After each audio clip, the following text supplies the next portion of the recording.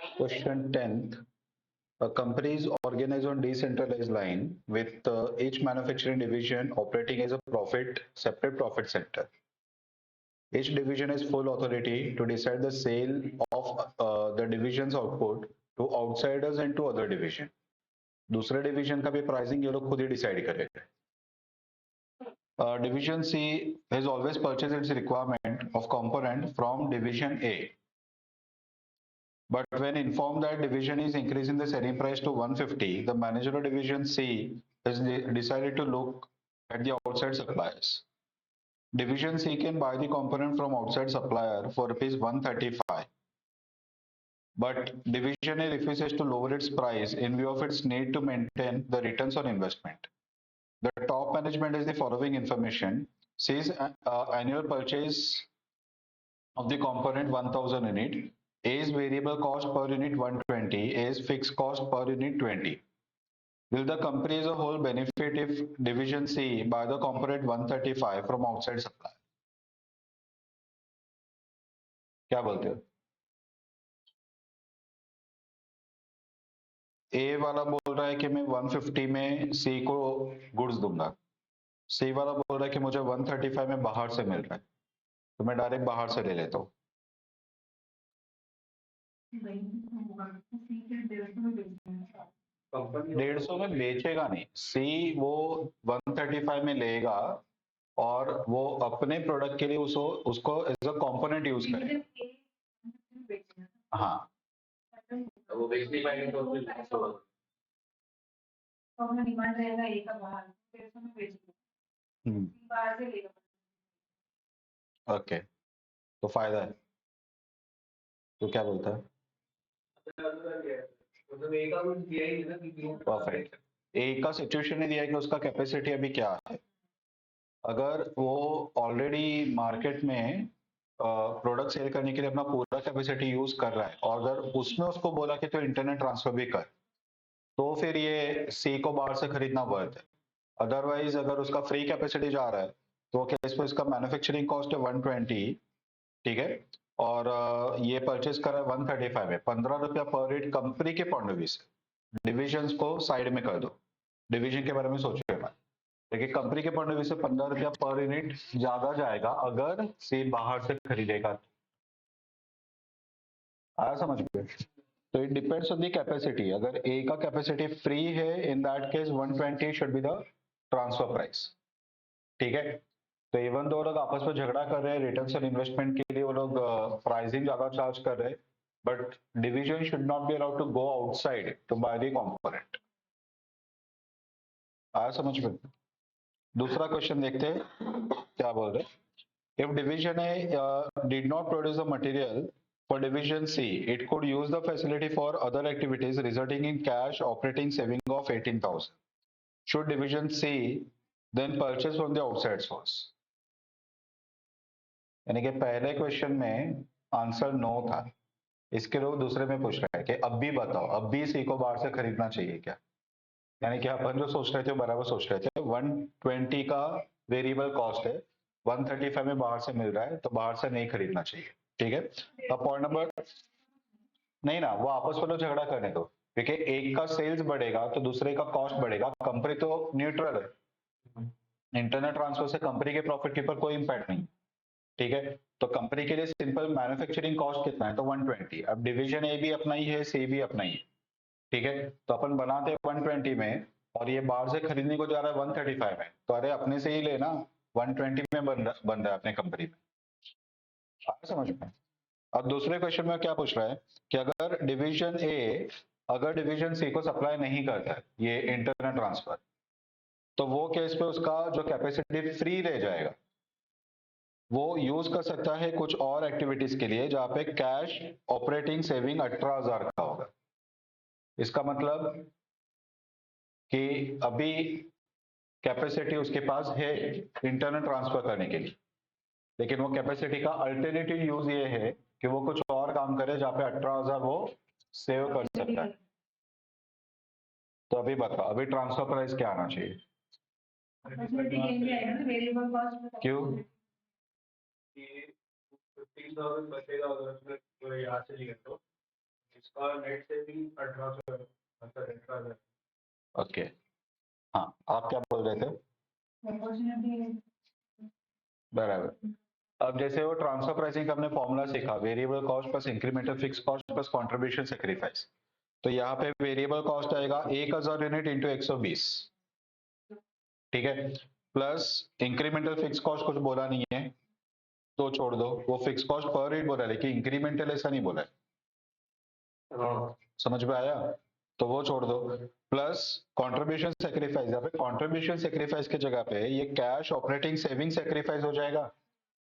तो 1,20,000 कंपोनेंट का variable cost, एक 120 इंटू 1000, 1,20,000 प्लस 18,000 का ये, यानी कि उसको अगर पर यूनिट में कन्वर्ट कर लिया तो 18,000 डिवाइड बाई 1000, 18 रुपए का ये सेविंग। तो 120 प्लस 18 वो हो जाता है 138, बाहर से मिल रहा है 135 में, तो बेटर है कि बाहर से खरीद लो 135। समझ में आया? Suppose there is no alternative use or division as facility and the market price per unit of the component drop by 20. Should division C now buy from outside?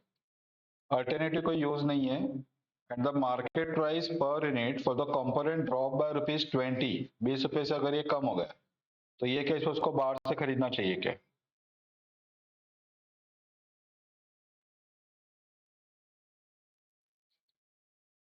अगर उसका पास अल्टरनेटिव नहीं है तो फिर 120 और 135 अपन कंपेयर करेंगे, बराबर।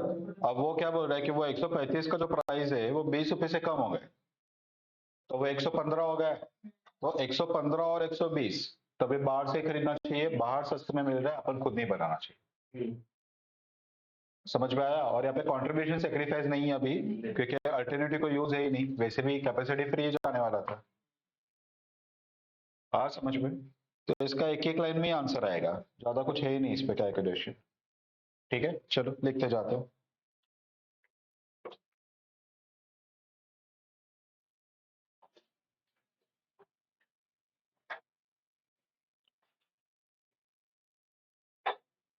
ओके लिखो first one.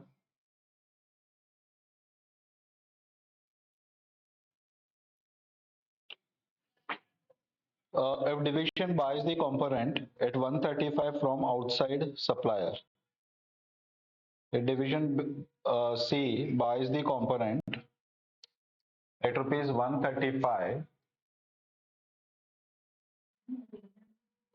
buys the component at rupees 135 from outside supplier,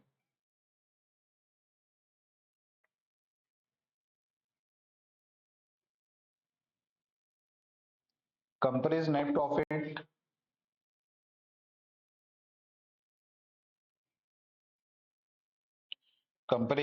profit will be reduced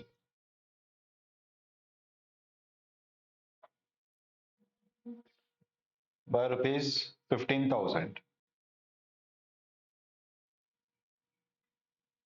by rupees 15,000 as calculated below.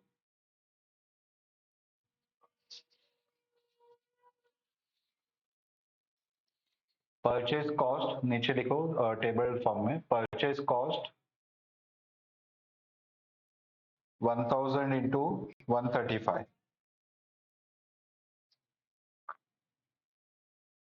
1,35,000 less variable manufacturing cost,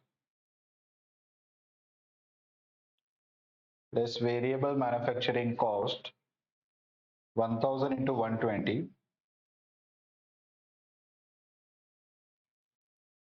तो 15,000। Therefore, division C should not buy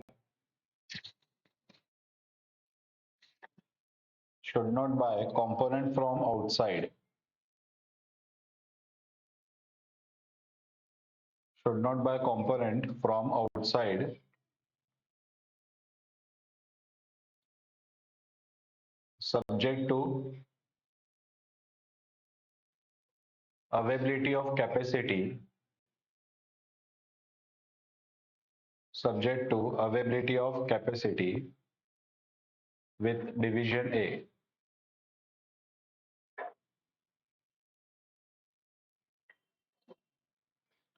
okay अभी second बोल रहा है कि अगर ए ने produce नहीं किया तो 18,000 का कैश ऑपरेटिंग सेविंग होगा। तो लिखो number 2, there would be cash operating saving,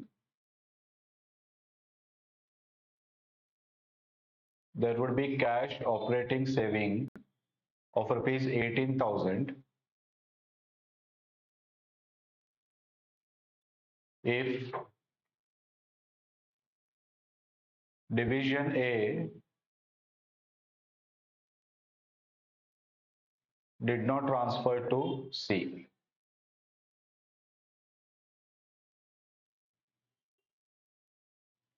Therefore, transfer price should be,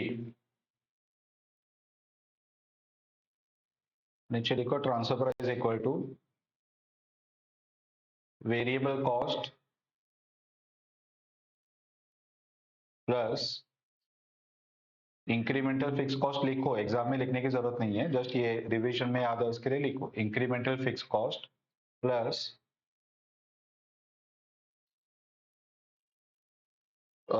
cash operating saving sacrificed plus cash operating saving sacrificed equal to 120 plus nil plus 18,000 divided by 1,000 equal to 138. External price, रुकिए मैं देता हूँ आपको, बैठे external purchase price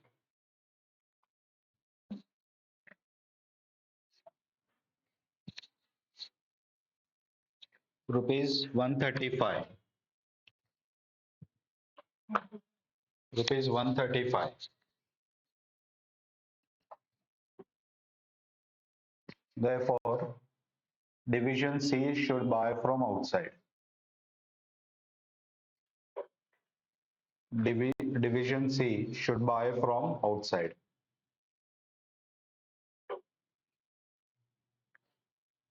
इसको दूसरे वैसे से तुम लोग बता सकते हो कि loss if it is bought from outside 15,000, जैसे इसने बताया वैसे। उसके सामने saving if it is not transferred 18,000, तो 3,000 का फिर भी प्रॉफिट है। बाहर से खरीदा तो 120 के सामने 135 पे करे, यानी कि 15 रुपए इंटू 1,000 यूनिट 15,000 ज्यादा पे करे, और सेविंग क्या होगा 18,000 का, बराबर। तो 3,000 रुपया अच्छा है कि बाहर से खरीदने दो।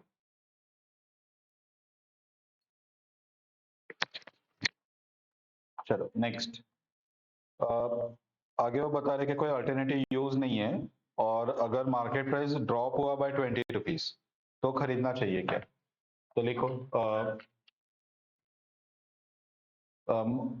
Revised market price of the component equal to 135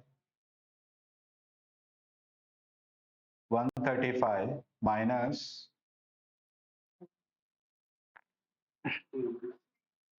20 equal to 115. Or if there is no alternative use,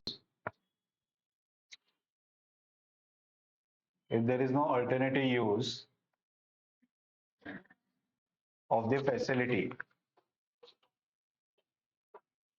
if there is no alternative use of the facility,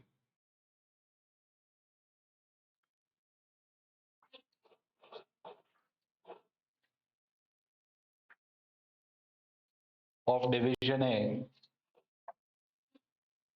alternative use of facility of division A, transfer price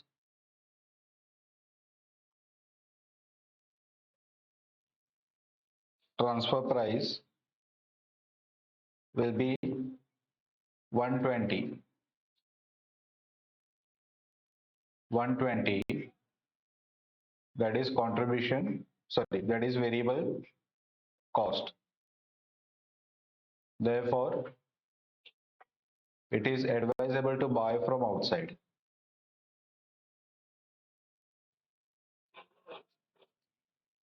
It is advisable to buy from outside.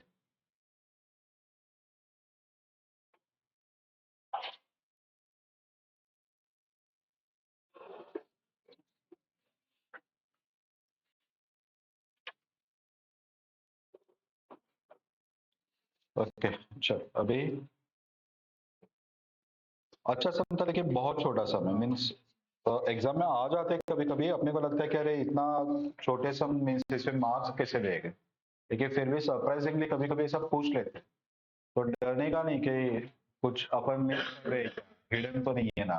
हाँ वैसे नहीं तो अपने को normally being a CA student मुझे ऐसे पता है, ये भी सीए के एग्जाम में एकदम इजी क्वेश्चन आ गया ना, तो हम लोग सोचते कि इसमें श्योर कुछ हिडन है, और उसमें इतना ट्विस्ट करके आते थे हम लोग कि राइट आंसर भी गलत हो जाता था ऐसे।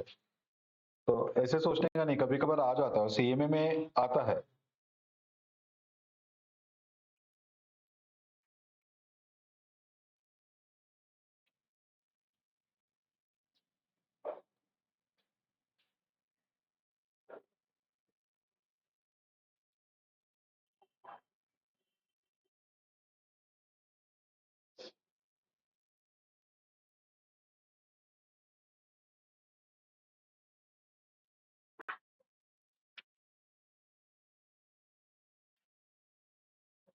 चलो क्वेश्चन नंबर 11 ले लो।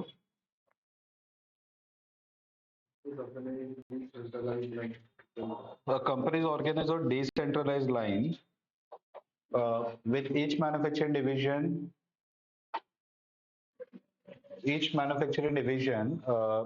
operating as a separate profit center. Each divisional manager has full authority to decide the sale of division's output to outsider or to others. यानी कि ऊपर का ही पूरा copy paste किया। Division A manufactures a single standardized product. Some of the output is sold externally, and remaining is transferred to Division X, wherein is sub-assembly in the manufacture of that division's product. यानी कि एक उसका component बन जाता है, sub-assembly यानी कि उसके component बन रहे हैं। The unit cost of A and X is given below. Transfer from division A to X, A के लिए कॉस्ट नहीं है, B के लिए वो कॉस्ट है 42, यानी कि ट्रांसफर प्राइस ऑलरेडी गिवन है, वो 42 रुपीज में रहता है, तो वो बन जाएगा A के लिए सेल्स और B के लिए purchase. Direct material, direct labour, direct expense, variable manufacturing, fix manufacturing, सब कुछ पर यूनिट में दिया है। Variable selling and packing total. Division A sold 40,000 unit annually at standard price of 45 in the external market. बाहर भी वो 45 में बेचता है और इंटरनल भी 42 में दे रहा है, 3 रुपए का डिस्काउंट दे रहा है। In addition to the external sales, 10,000 units are transferred annually to Division X at internal price of 42 per unit. वो टेबल से अपने को दिख गया, ठीक है। The variable selling and packing expenses are not incurred by supplying division for internal transfer of the product. अपनी company के दूसरे डिवीजन को देना है, तो वो अट्रैक्टिव पैकिंग वगैरह क्यों चाहिए, डायरेक्ट वो दे दो प्रोडक्ट बना के। तो सेलिंग एंड पैकिंग का जो एक्सपेंसेस है वो इनकर नहीं हो रहा है। Division x incorporates transferred goods into more advance product. Manager of division X agrees with the basis used to set the transfer price. Disagrees the basis set to transfer price. He argues that transfer price should be made at variable cost, since he claims that division is taking output of that division should be unable to sell at a price of 45. He also submitted a report of the relationship between the selling price and demand to support his disagreement. The report of the customer demanded various selling price of division A and division X is as follows. Division है selling price पर rate if it is 30, demand रहेगा 60, 45 के price पे रहेगा 40,000, 60 के price पे रहेगा 20,000। The division x का जो सेलिंग प्राइस है वो 120 अगर रहेगा तो डिमांड रहेगा 15,000, 135 के प्राइस पे 10,000 और 150 के प्राइस पे 5000. The company has sufficient capacity to meet the demand at various selling prices. The internal transfer demand unit will be decided by division X. Required to calculate the divisional profitability if division A transfer demanded unit to X at a price of 42. ये क्या झोल हुआ है, समझा क्या तुम लोग को? X का मैनेजर क्यों डिसएग्री है वो समझ में आ रहा है? The manager of division X disagree with this basis to set the transfer price. He argues that transfer price should be made at variable cost since he claims that division is taking output of division A should वो line है ना बराबर लिखा है. Since he claims that division is taking output that division A should be unable to sell at a price of 45. वो क्या बोल रहा है समझ में आ रहा है? बाहर बेच रहा है, नहीं वो ऐसे नहीं बोल रहा. वो क्या बोल रहा है देखो, अभी वो जो टेबल के फर्स्ट टेबल के नीचे वाला लाइन है ना, डिवीजन है sold 40,000 unit annually at standard price of 45, बराबर 40,000 यूनिट बेच रहा है. तो नीचे टेबल में देखो 40,000 यूनिट के लिए प्राइस है 45, ठीक है. अब ये 40,000 यूनिट बाहर बेचने के बाद डिवीजन एक्स को 10,000 यूनिट बेच रहा है. तो अगर वो डिवीजन एक्स को 10,000 बेच रहा है, उसके जगह पे अगर ये 10,000 यूनिट बाहर बेचने को जाता है तो उसको नहीं एक्स को कितने में मिलेगा जाने दो, लेकिन वाई ये डिवीजन ए कितने में बेच पाएगा बाहर. तो वो देखो 40,000 के ऊपर अगर डिमांड जाता है, यानी कि 60,000 वाला लिमिट दिया है, तो प्राइस गिर के 30 रुपया हो रहा है. नहीं समझा? 40,000 के लिए जो प्राइस है मार्केट में, इंटरनेट ट्रांसफर है ही नहीं ऐसा सोचो. तो 40,000 रेट बेच रहा है 45 पे, चलो वो एग्री कर रहा है कि उस पर कोई प्रॉब्लम नहीं है हम लोग को. लेकिन अगर यही 10,000 यूनिट तो हम लोग को बेचने के जगह पे अगर मार्केट में बेचने को गया तो तुझे वो 30 रुपए में बेचना पड़ेगा और तू हम लोग से ले रहा है 42 रुपीज. तो बराबर डिसएग्री कर रहा है. आ समझ में? तो वो बोल रहा है कि वेरिएबल कॉस्ट पे ही दे दे. वेरिएबल कॉस्ट कितना है, कैलसी पे ले लो. मटेरियल का 6 रुपया, लेबर का 3, डायरेक्ट एक्सपेंस का 3, वेरिएबल मैन्युफैक्चरिंग का 3, ठीक है. और वेरिएबल सेलिंग तो इंटरनल के लिए है ही नहीं. कितना? 15. तो 15 रुपए का कॉस्ट है. तो अगर ये 30 में भी देगा ना तो भी चलेगा, ठीक है. लेकिन तो अगर डायरेक्ट 42 बोलेगा तो हम लोग को उल्लू बना रहे, ठीक है.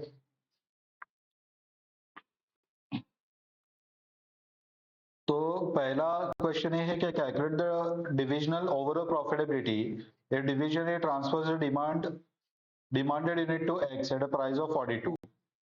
तो अभी देखो ये 10,000 रेट ले रहा है डिवीजन एक्स अभी, तो 10,000 यूनिट वो आउटपुट बनाएगा, ठीक है. तो उसको 10,000 रेट बेचने के लिए प्राइस सेट करना पड़ेगा 135 का, नीचे वाले टेबल में दिया है. एक्स का जो प्राइस है 10,000 रेट के लिए वो 135 का है. तो 135 में मार्केट में बेचेगा, ये 45 रुपीज में मार्केट में बेचेगा 40,000 और 10,000 रेट बेचेगा डिवीजन एक्स को, ठीक है, 42 में. तो ये केस में अपने को पूरा प्रॉफिटेबिलिटी बना के बताना है, बराबर. तो अभी एक काम करो, तुम लोग एक कंट्रीब्यूशन का स्टेटमेंट ही बना दो, contribution per unit. I think वो अच्छा पड़ेगा. बाद में डायरेक्टली क्वांटिटी से मल्टीप्लाई करके आंसर आता जाएगा.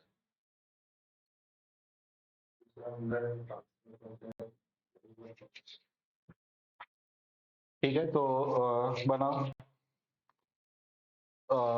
Divisional profitability statement.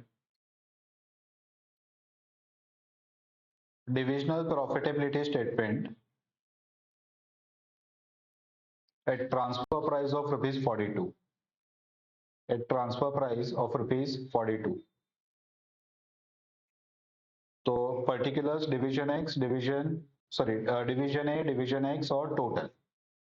अब जो division A है उसमें तुम लोग को एक के नीचे एक लिखा तो भी चलेगा, या फिर एक के नीचे एक आई थिंक मत लिखो, वो ज्यादा बेटर रहेगा.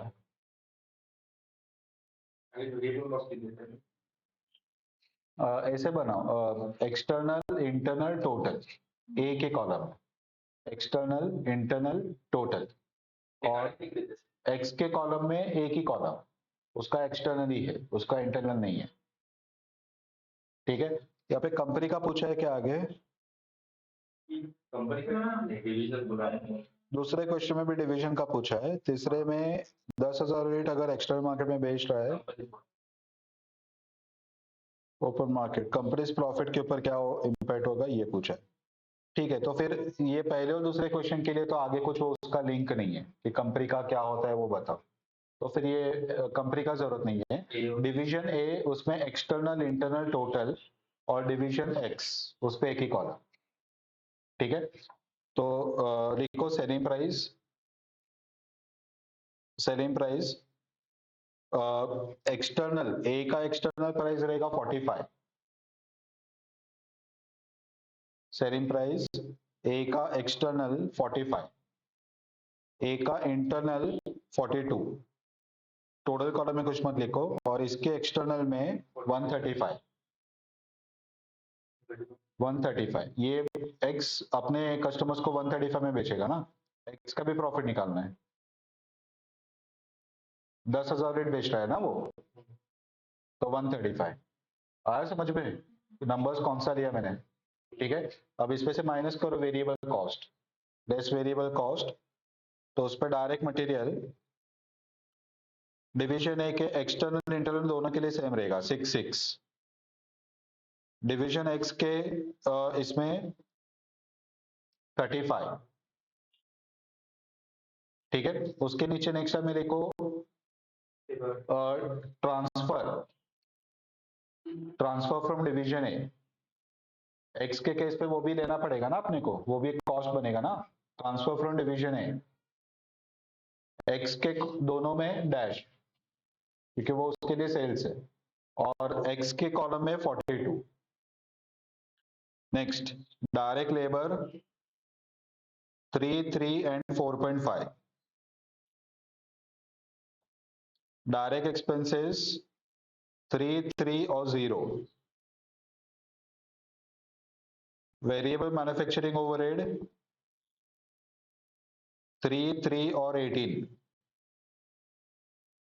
वेरिएबल मैन्युफैक्चरिंग ओवरहेड 3, 3 और 18। अभी टोटल वाला कॉलम अपन लिख नहीं रहे एक्स डिवीजन ए में, वो अभी कुछ लिखना नहीं है। उसके बाद में variable selling and packing, variable selling and packing उस पे 3, 0, 2.5, 3, 0, 2.5। जीरो क्यों समझ में आ रहा है? वो बोले कि इंटरनेट ट्रांसफर के लिए वो वेरिएबल सेलिंग एंड पैकिंग नहीं है। ठीक है, तो अभी कॉन्ट्रीब्यूशन पर रेट निकालो।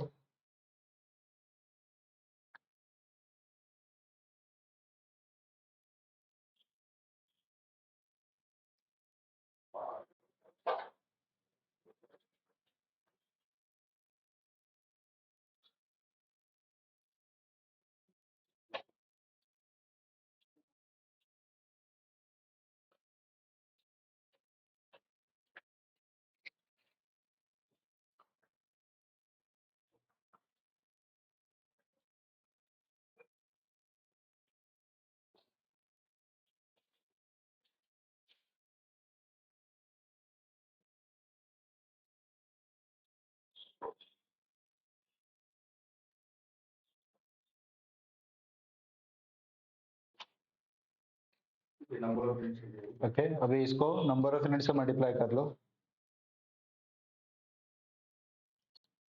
ए का एक्सटर्नल 40,000, इंटरनल 10,000, एक्स का 10, डिवीजन एक्स का 10,000, 10,000 135 पे वो बेच रहा है। इसने जितना ट्रांसफर किया, अपन ऐसा एज्यूम करेंगे कि 1:1 का रेशियो है, जितना कंपोनेंट आया उतना वो फिनिश गुड्स बनाएगा।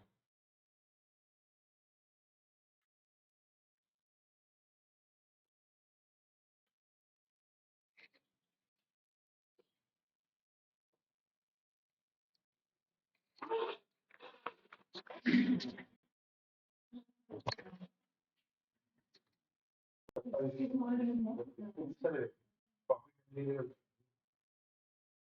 ओके, अभी इसमें से फिक्स कॉस्ट माइनस करो। अब ये जो दोनों का टोटल कंट्रीब्यूशन है ना, वो टोटल कॉलम में डाल दो। अभी इंडिविजुअल इंटरनेशनल वाला कॉलम डिसकंटिन्यू करेंगे, टोटल कॉलम में ही सब लिखेंगे।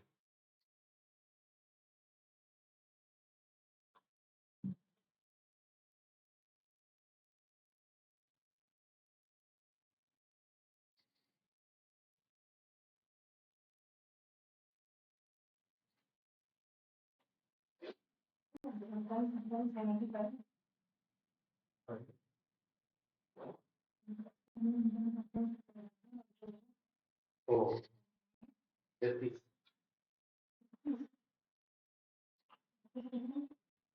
35, 42, 4.5, 18, 4.2 तूने वो ये इसमें से माइनस किया क्या? क्या सेल्स में से कंट्रीब्यूशन लेना है, तूने वेरिएबल तो नहीं लिया ना? Contribution contribution okay, direct material में एक स्पेस में 42 का भी आएगा ना? 42 वाले तरफ से हाँ वही ना 42 भी आएगा ना? हाँ 42 भी आएगा। नहीं नहीं, मटेरियल के नीचे अलग से लिखा ना अपन, ट्रांसफर फ्रॉम डिविजन करके लिखा ना हमने।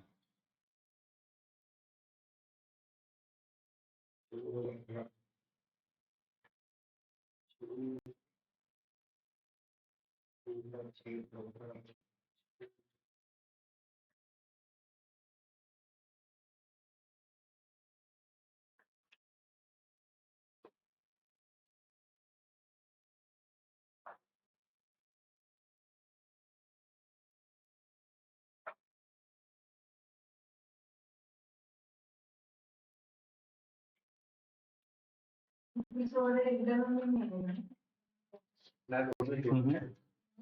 फिक्स ओवर हाँ नहीं नहीं नहीं, फिक्स वैल्यू का क्या करने का, भी डायरेक्ट टोटल कॉलम में लिखने का, इंडिविजुअल कॉलम में लिखने का नहीं। तो उस पे दोनों मिला के टोटल क्वांटिटी कितना हो रहा है? 40 + 10 50,000 हो रहा है। तो 50,000 इंटू कितना है उसका, 6 रुपया है फिक्स ओवरहेड यहाँ पे, फर्स्ट टेबल का वो, ठीक है। और एक्स डिवीजन का कितना होगा, उसका नंबर है फिर 10,000, तो 10,000 इंटू 18। टोटल में 10,000 आ जाएंगे ना? 45 42 उसमें दो अमाउंट आप कौन सा ले रहे हो? टोटल 40,000 वेट है ना। हाँ, पहले ये जो कंट्रीब्यूशन है वो टोटल कॉलम में ट्रांसफर कर दो। कौन सा टोटल कॉलम? ए का ही टोटल कॉलम।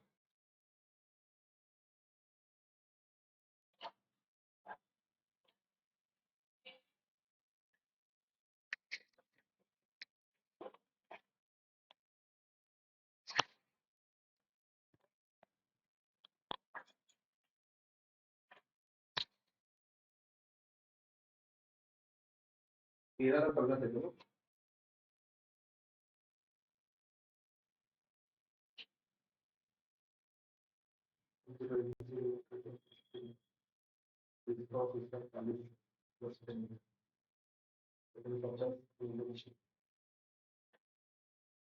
उसका नंबर ऑफ यूनिट 10,000 और दूसरा नंबर ऑफ यूनिट 50,000।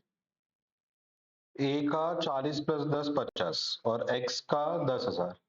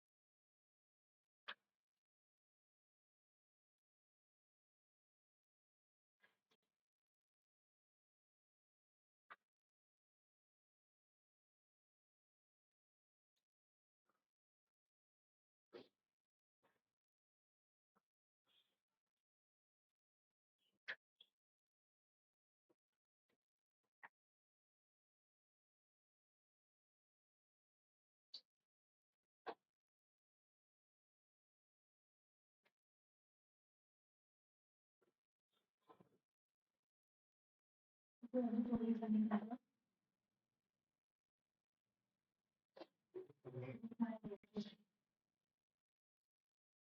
हो गए? कितना आया?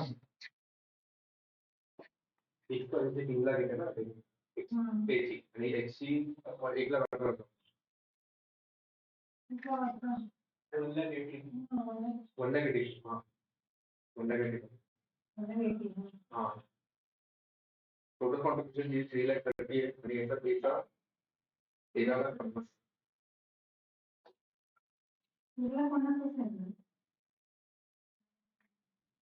एक्सटर्नल डिव्हिजनचं कॉन्ट्रीब्युशन किती 1 lakh 10 lakh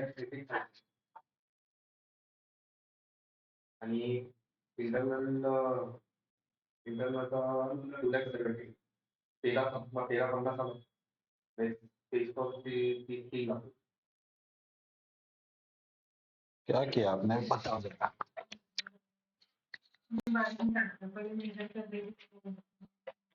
external internal total तो ये 27 नहीं आएगा, ये 3 रुपया नहीं है ना यहाँ पे। हाँ तो ये चेंज होगा ना। अच्छा सेम आएगा क्योंकि वो 3 गया सामने, ऊपर 3 कम हो गए। 27 54 नहीं लिखने का, वो ऐसे आप पर यूनिट को ऐड नहीं कर सकते। ये पूरा पर यूनिट में आप कभी फिल नहीं कर पाओगे टोटल में ही, बाद में यहाँ पे नंबर ऑफ यूनिट से मल्टीप्लाई करोगे तो इंडिविजुअली मल्टीप्लाई करना पड़ेगा। ठीक है, तो यहाँ पे 40,000, यहाँ पे 10,000, तो वो अमाउंट कंट्रीब्यूशन मिलेगा, वो टोटल कंट्रीब्यूशन यहाँ पे शिफ्ट करो।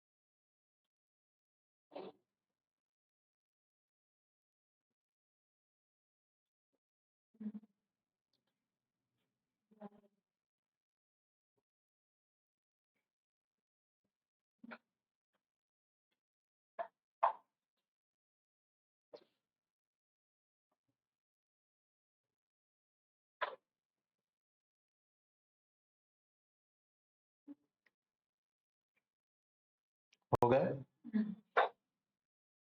चल, तो ये हो गया पहले वाले का आंसर। अभी दूसरा वाला क्या बोल रहा है? To calculate division and overall profitability if division unit transfers demanded unit to X at variable cost। अगर ये वेरिएबल कॉस्ट पे ट्रांसफर करता है तो प्रॉफिटेबिलिटी बताओ। अब पहले तो ये क्वेश्चन आता है कि अगर X डिवीजन है, अगर वेरिएबल कॉस्ट पे डिवीजन X को दे रहा है तो यहाँ पे ऊपर एक लाइन लिखा हुआ है कि जो डिमांड है वो that will be decided by division x. कहाँ पे लिखा है? वो जो रिक्वायर्ड है ना उसके ऊपर वाला लाइन देखो, लास्ट टेबल के नीचे वाला, internal transfer demanded unit will be decided by x division.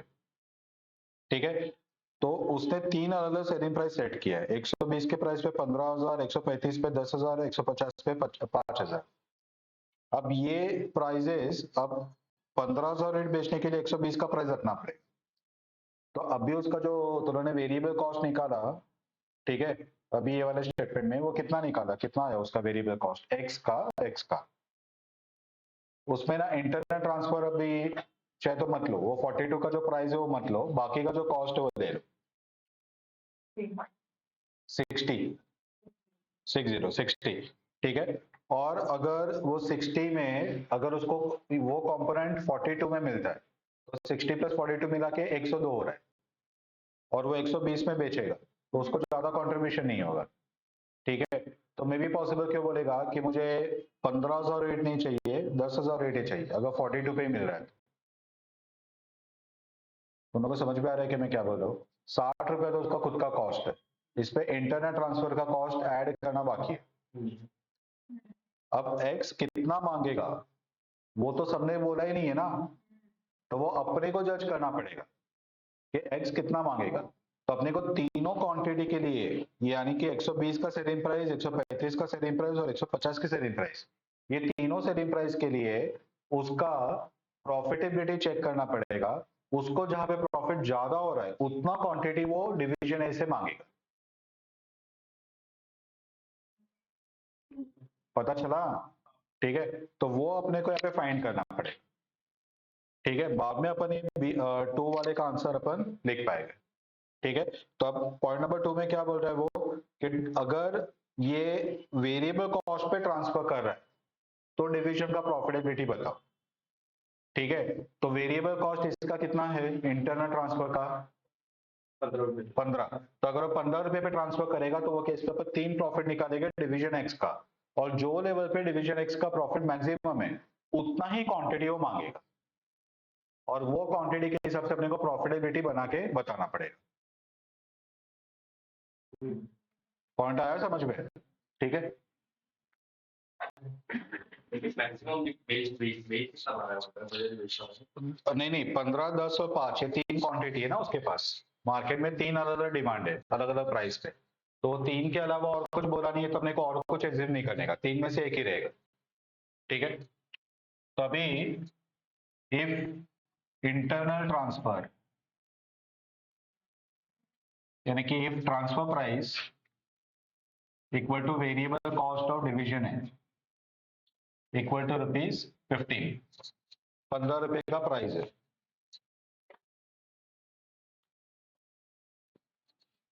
तो ये केस में quantity to be demanded by division X, division X कितना मांगेगा?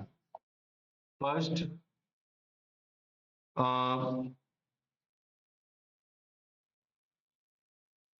और डिवीजन एक्स के लिए सिर्फ कंट्रीब्यूशन चेक करना पड़ेगा ना, क्योंकि फिक्स कॉस्ट तो उतना ही रहेगा क्वांटिटी चाहे कितना भी हो। ठीक है, तो कंट्रीब्यूशन फॉर ऑल लेवल्स,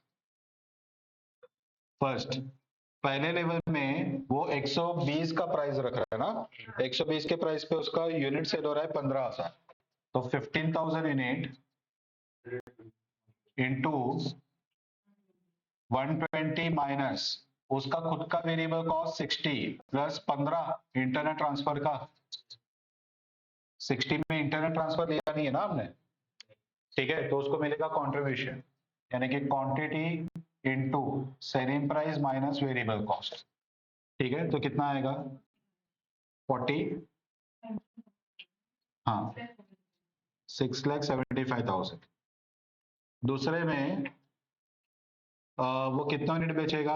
10,000, तो 10,000 यूनिट इनटू प्राइस रहेगा 135 माइनस 60 प्लस 15,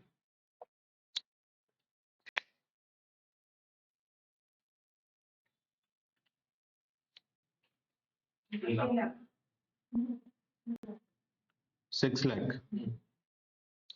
तीसरे में वो बेचेगा 5,000 यूनिट इंटू 150 माइनस 60 प्लस 15,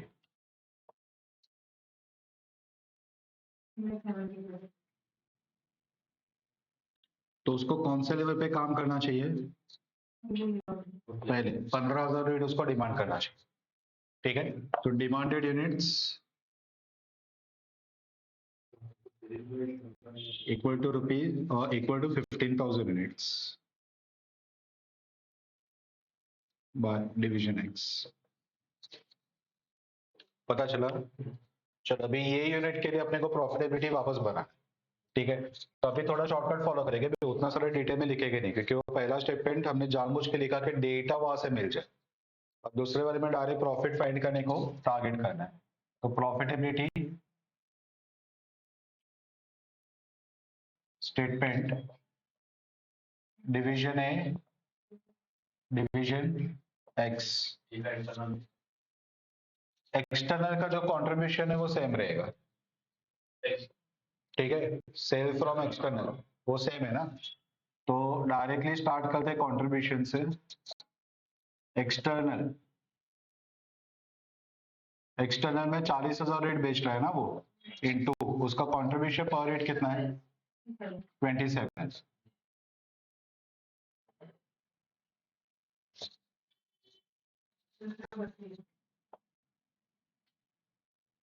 और इसका कंट्रीब्यूशन आएगा 675 एक्सटर्नल से, वर्किंग नोट नंबर 1। ठीक है, इंटरनल से कितना कंट्रीब्यूशन आएगा, तो वेरिएबल कॉस्ट पे ही दे रहा है तो कंट्रीब्यूशन 0 आएगा ना।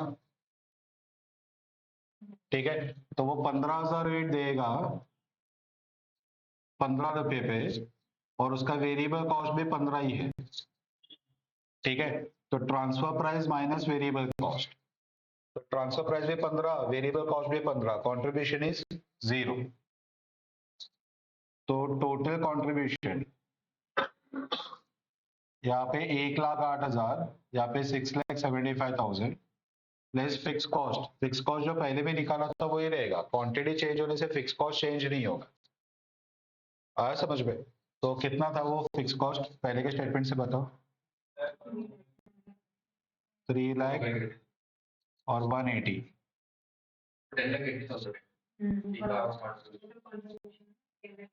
1080 है।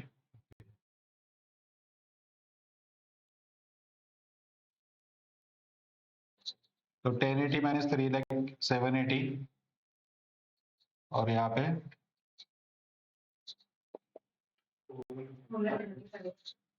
425 95। ठीक है, तो ये आएगा प्रॉफिटेबिलिटी डिवीजन लेवल पे। आया समझ में? इस पे इंपॉर्टेंट पार्ट ये था कि अपने को पहले ये जज करना पड़ेगा कि एक्स कितना क्वांटिटी डिमांड करेगा अगर उसको 15 रुपए में मिल रहा है।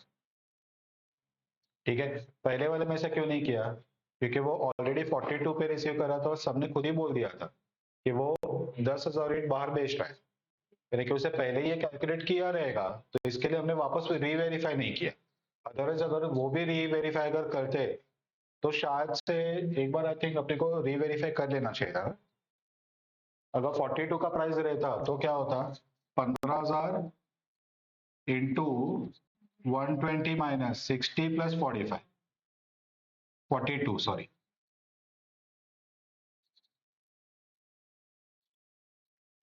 10,000 के लिए 135 माइनस 60 प्लस 42, और 5,000 के लिए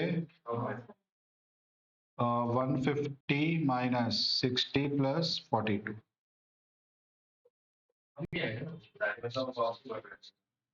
नहीं ना, लेकिन प्राइस चेंज हो रहा है ना सब जगह पे, प्राइस और क्वांटिटी दोनों चेंज हो रहा है। पहला 2,70,000 240 330, तो बराबर था, ये वाला सेलेक्ट करना चाहिए था। Transfer price equal to 42। हाँ, शायद से अगर कोई आंसर डिफरेंट आता, अब हमने ब्लाइंडली भरोसा किया कि वो उसने ऑलरेडी कैलकुलेट किया रहेगा, वो बंदा ऑलरेडी इतना सारा मार्केट से इंफॉर्मेशन लेके आया तो उसे बराबर कैलकुलेट करके ही ये क्वांटिटी डिसाइड किया रहेगा, तो अपना बराबर है, कोई प्रॉब्लम नहीं है। लेकिन एक्चुअली अपने को एक्सपेक्टेड था कि अपन वो चेक कर लेना चाहिए, फिर भी to be on safer side. आया समझ में? तो एक काम करो, अभी तो तुमने ये सेकंड वाला स्टार्ट किया नहीं है, तो फर्स्ट वाले के नीचे ही लिख दो कि above quantity is based on the contribution of division x.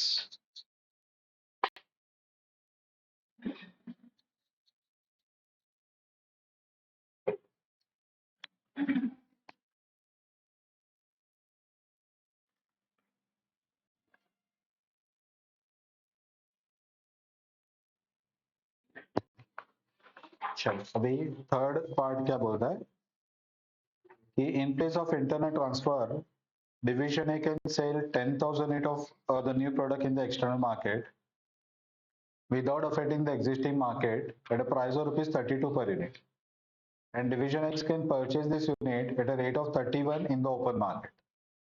Calculate the companies profit by following the above strategy. यानी कि डिवीजन ए बोल रहा है कि मैं 10,000 रेट बाहर भेज दूंगा, तुझे नहीं दूंगा। ठीक है, और वो बेचेगा 32 पे without affecting the existing market, यानी कि जो पहले के 40,000 रेट है वो अपने रेगुलर प्राइस 45 पे बेचेगा, और ये जो 10,000 रेट एडिशनल है वो 32 पे बेचेगा। यानी कि प्राइस डिस्क्रिमिनेशन हो रहा है, लेकिन एजम्पशन कि वो कहीं और जाके बेच रहा है ताकि कस्टमर्स के आपस में कॉन्टेक्ट ना हो, सब लोग झगड़ा करने को ना है। ठीक है, तो ये डिवीजन ए का प्रॉफिटेबिलिटी हो जाएगा। 40,000 रेट 45 के प्राइस पे, 10,000 रेट 32 के प्राइस पे, ए का चक्कर पूरा खत्म होगा, इंटरनेट ट्रांसफर नहीं है। एक्स क्या बोल रहा है कि वो बाहर से प्रोडक्ट खरीद लेगा 31 पे। ठीक है, अब अगेन अगर एक्स 31 पे खरीदेगा तो कितना यूनिट खरीदेगा, तो वो दोनों को वापस ये बना के देखना पड़ेगा कि 31 पे उसका प्रॉफिट कौन से लेवल पे ज्यादा है, तो वो लेवल का क्वांटिटी वो खरीदेगा, तो वो दोनों एक्स का प्रॉफिट बनाओगे, और फाइनली जो दोनों का टोटल प्रॉफिट आएगा उसको ऐड करके प्रॉफिट ऑफ द कंपनी नीचे लिख देने का। समझ में आया क्या करना है?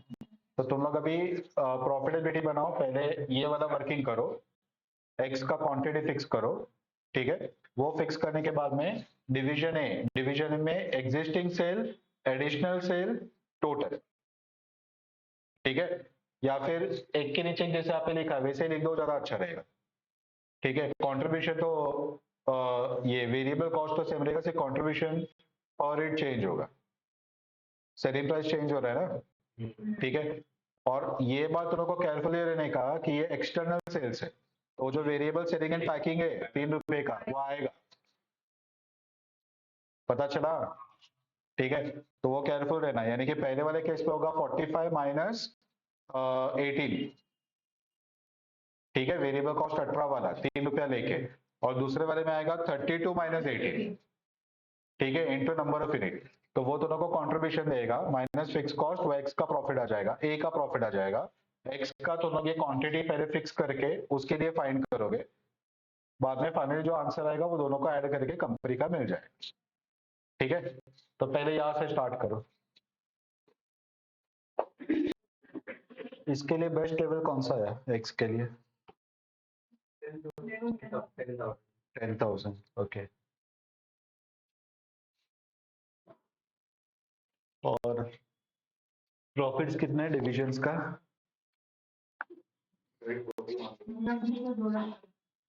कितना? 9,20,000 और 2,07,000। ओके, चलो क्वेश्चन नंबर 12। ये अच्छा सम था ना, आ सकता है ऐसा सम, इंपॉर्टेंट मार्क करके रखो, मॉड्यूल का ही सम है। अभी अभी ये रिसेंटली ये सब सम्स ऐड किए, पहले के मॉड्यूल में नहीं थे।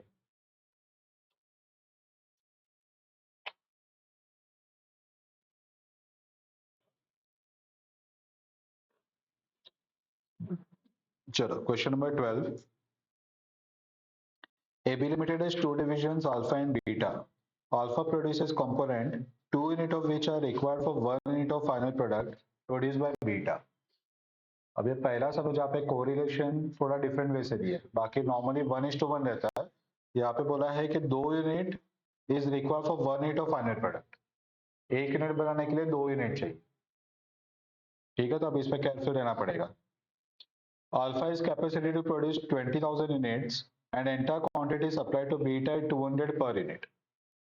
तो ये 20,000 यूनिट सप्लाई कर रहा है, यानी कि उसका सामने कितना बनता रहेगा? 10,000।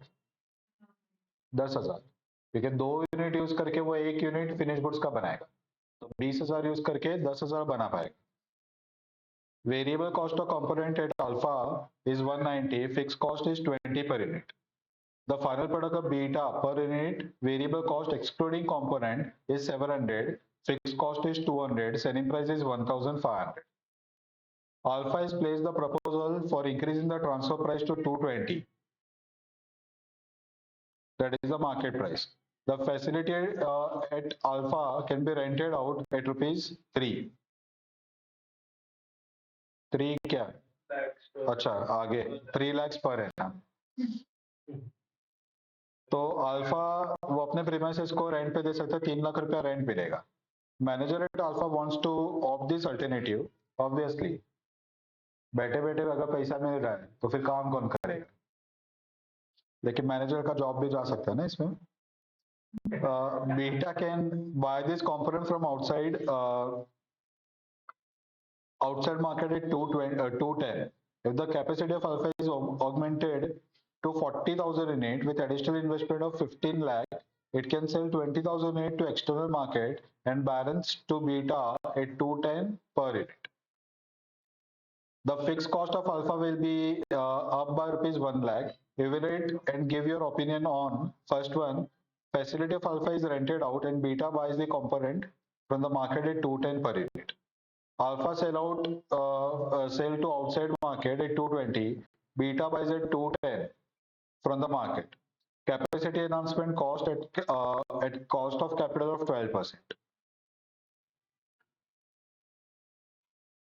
तो 3 ऑप्शन में प्रॉफिटेबिलिटी निकालना है। एक काम करते पहले डेटा लिख के रखते, डेटा इतना सारा दिया है ना, हाँ अलग अलग लाइन में अलग अलग डेटा दिया है, लिखते पहले।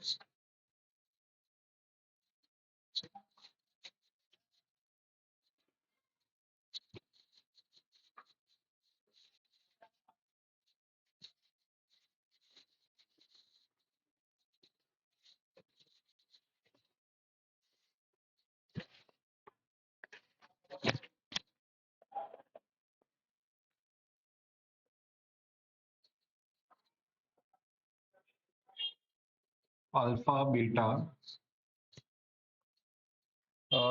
ये बोल रहा है कि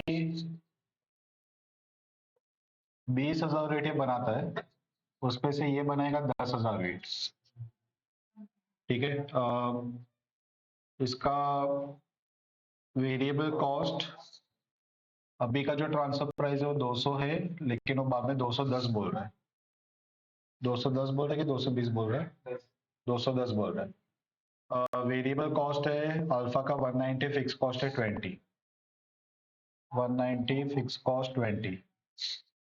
ठीक है, फाइनल प्रोडक्ट बीटा का वेरिएबल कॉस्ट है 700, इस पे ट्रांसफर प्राइस छोड़ के, और फिक्स कॉस्ट है 200, सेलिंग प्राइस है 1500। ठीक है, वो 220 रुपया बोल रहा है। Increase the transfer price to 220, 210 नहीं 220 मांग रहा है वो। और इसका जो रेंट है ये 3 लाख रुपया है। ये बोल रहा है कि मुझे बाहर से वो मिल सकता है 210 एक्सटर्नल से,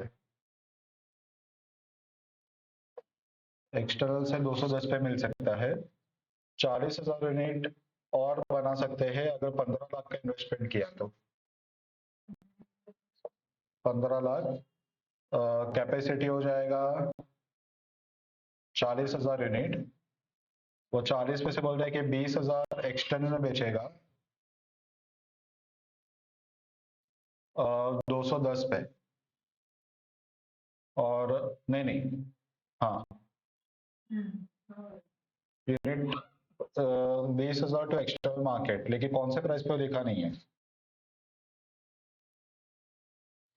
एक्सटर्नल मार्केट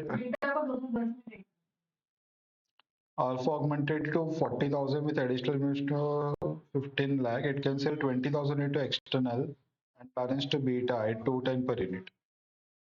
तो 210 में ही इंटरनल भी होगा।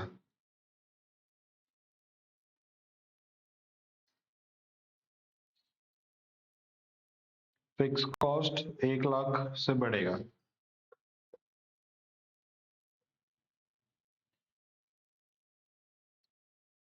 ओके, अब पहला क्वेश्चन है कि अगर अल्फा ने रेंट पे दिया और इसे 210 पे खरीदा तो प्रॉफिट बताओ। दूसरे में बोला है कि अगर अल्फा आउटसाइड को बेच रहा है 220 पे और बीटा को बेच रहा है 210 पे, यानी कि ये 220 पे रहेगा।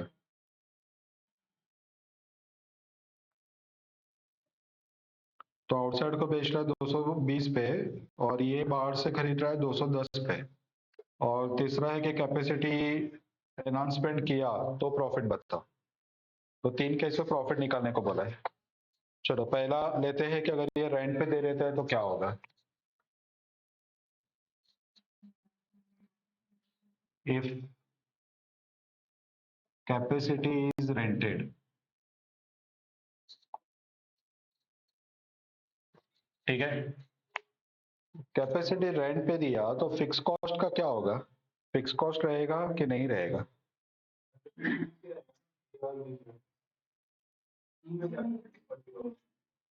सी कहाँ से आया रे।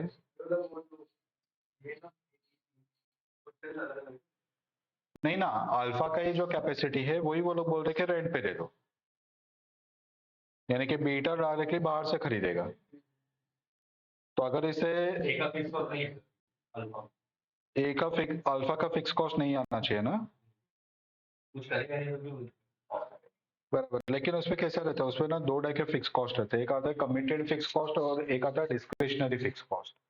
तो डिस्क्रिशनरी फिक्स कॉस्ट ऐसा रहता है कि जो अगर कैपेसिटी यूज किया तो इनकर होगा, जैसे सुपरवाइजर का सैलरी वगैरह। लेकिन जो कमिटेड फिक्स कॉस्ट है ना वो आएगा ही, जैसे तुम लोग वो प्रीमाइसेस को यूज करो मत करो, उसका डिप्रिसिएशन आएगा, उसका रिपेयर मेंटेनेंस आएगा, वो सब तो दोनों को इनकर करना ही पड़ेगा।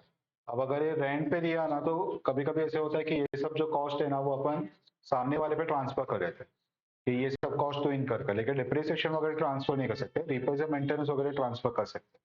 तो यहाँ पे सब्जेक्ट टू एजम्पशन अपने को आंसर लिखना पड़ेगा कि फिक्स कॉस्ट का क्या हो रहा है। नहीं। अगर एज्यूम किया कि फिक्स कॉस्ट रहेगा तो प्रॉफिट डिफरेंट आएगा, और अगर एज्यूम किया कि फिक्स कॉस्ट नहीं रहेगा तो प्रॉफिट डिफरेंट आएगा। लेकिन वो क्वेश्चन ही नहीं देते बिना था 4 लाख से, और अपन ने रेंट किया 3 लाख पर तो फिर ऐसा एज्यूम करना पड़ेगा कि नहीं है। ये 3 लाख क्या है, पर मंथ है कि पर एनम में, क्या है ये। पर एनम है, तो कुछ नहीं। 3 लाख पर एनम है, तो फिर अपने को फिक्स कॉस्ट नहीं लेना पड़ेगा। चल, तो पहला profitability statement, alpha beta total sales, direct contribution से स्टार्ट करें क्या, वो बेटर रहेगा ना। एक वर्किंग नोट अपन बना के रखते हैं,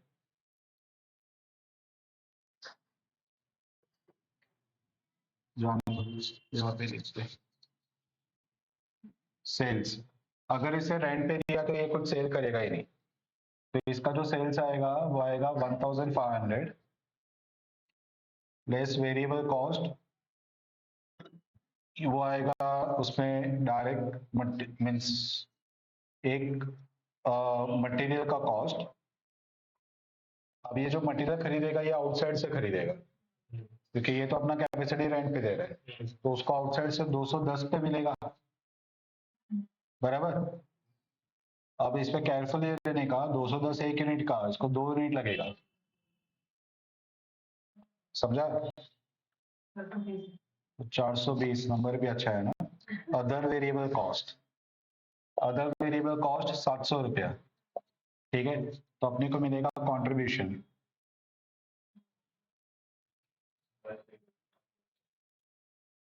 380 इंटू यूनिट्स, इसका यूनिट है 10,000,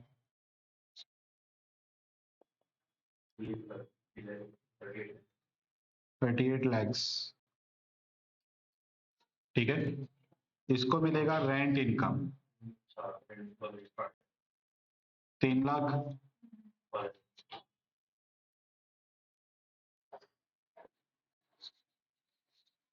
अब इस पे से माइनस करेंगे फिक्स कॉस्ट, फिक्स कॉस्ट इसका 20 रुपया पर यूनिट है, और अभी हाँ 20 रुपया पर यूनिट है। अगर इनकेस अगर लिया तो 20 रुपया इंटू 20,000, अभी एग्जिस्टिंग में 20,000 का लिया था ना लोग ने, तो 40,000 का होगा, लेकिन हम लोग को वो अभी एज्यूम करना है कि वो लेना नहीं, ठीक है। और इसका जो आएगा वो आएगा 200 रुपया इंटू 10,000 यूनिट,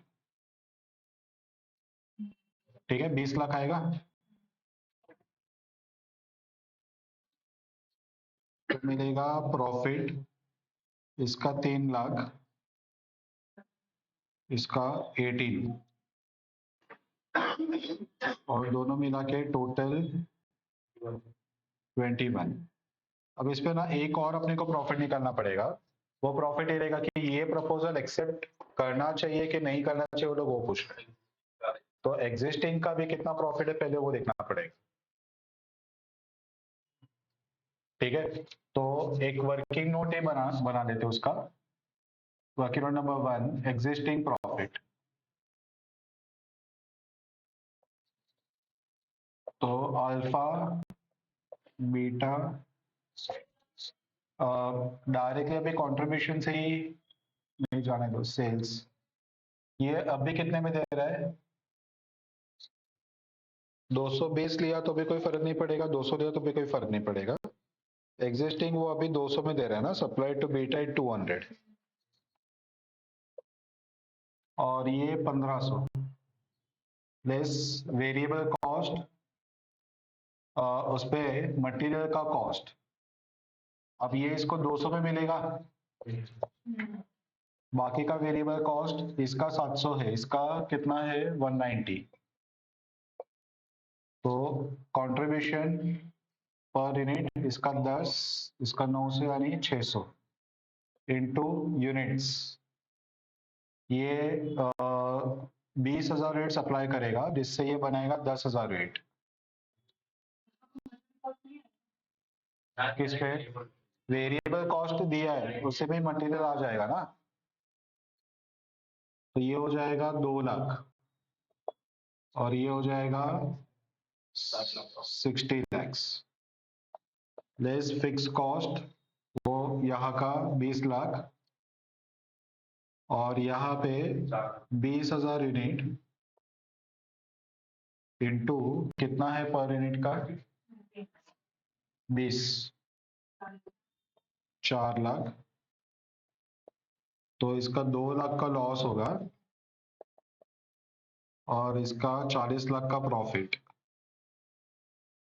तो दोनों मिला के ये हो जाएगा 38 लैक्स। ठीक है, और ये हो रहा है 21 लैक्स।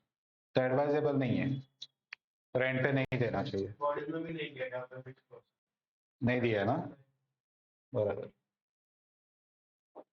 लेकिन लॉजिक के हिसाब से एक्चुअली वो आना चाहिए। लॉजिक के हिसाब से जब तक वो नहीं बता देना तब तक अपन ऐसा एज्यूम करते हैं कि वो कमिटेड फिक्स कॉस्ट। डिस्क्रिशनरी रहेगा तो सब बताए, बाकी फिक्स कॉस्ट का नेचर कमिटेड ही एज्यूम करते। 1 लाख का लॉस होगा तो ये 20 लैक्स हो जाए। तो 21 में भी एक्सेप्ट नहीं करना है और 20 लाख में भी एक्सेप्ट नहीं करना। 20 लाख नहीं होगा, 18 और -1 तो 17 लाख हो जाएगा। तो 17 लाख और 38 लाख, तो कंटिन्यू करो, वही अच्छा है। आ समझ में? तो ये हो गया अपना पहले वाले का आंसर। तो तुम लोग को अभी क्या करना है, ये डेटा लिखो, उसके नीचे वर्किंग नोट नंबर 1 लिखो एग्जिस्टिंग प्रॉफिट और उसके नीचे पॉइंट नंबर 1 आंसर लिखो।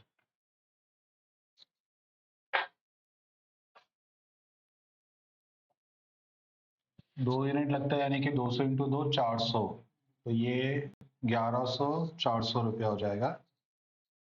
40 लाख, 2 लाख 20 लाख माइनस किया तो 20 लाख, 20 माइनस 2 18 लाख। तो रेंट पे देना चाहिए। पूरा आंसर ही चेंज होगा। एक माइनर मिस्टेक कितना बड़ा इफेक्ट देता है देखो।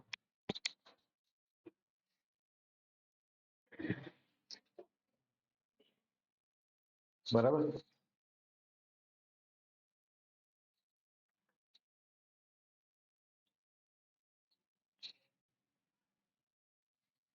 चलो अभी ये हो गया पहले वाले का पार्ट, क्या अल्फा को रेंट पे देना चाहिए कि नहीं देना चाहिए। तो आंसर लिख दो कि it is advisable for the company, it is advisable for the company as well as for division alpha, as well as for division alpha to rent out the facility, to rent out the facility.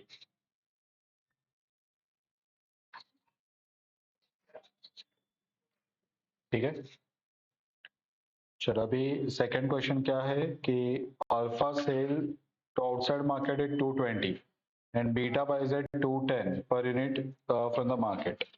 तो alpha उसको market में 220 रुपया price मिल रहा है product का, तो वो जो भी यूनिट बना सकता है यानी कि 20,000 रेट वो 220 पे बेच देगा, और बीटा वो बाहर से खरीद लेगा, उसको 210 पे मिल रहा है बाहर से, तो 210 पे खरीदेगा। तो अब ये वाला जो केस है इसके प्रॉफिट पे तो कोई इम्पैक्ट आएगा ही नहीं ना, 210 वाला ही लिया है ना हमने, तो ये 38 लाख का 38 लाख रहेगा, सिर्फ तुम लोग को ये वाला पार्ट फिल करना पड़ेगा। तो सेल्स आएगा 220 माइनस मटेरियल कॉस्ट नहीं है, अदर वेरिएबल कॉस्ट 190, तो कंट्रीब्यूशन इनटू 20,000 रेट, तो total contribution minus fix cost अभी आएगा 4 लाख। ठीक है, तो दोनों को मिलेगा प्रॉफिट, इसका प्रॉफिट सेम रहेगा 18, इसका जो भी प्रॉफिट आएगा वो ऐड करके टोटल प्रॉफिट। ठीक है, कम आएगा ना, 20,000 इंटू 20 लाख और ये 21 लाख आ रहा है, तो नहीं करना चाहिए। लिखना तो पड़ेगा लेकिन अपने को भी। ऑलरेडी बनने वाला है sales 220 minus 190 contribution per unit into units minus fix cost fixed cost. चलेगा, तो इस पे प्रॉफिट आया 20 लाख सेकेंड ऑप्शन में।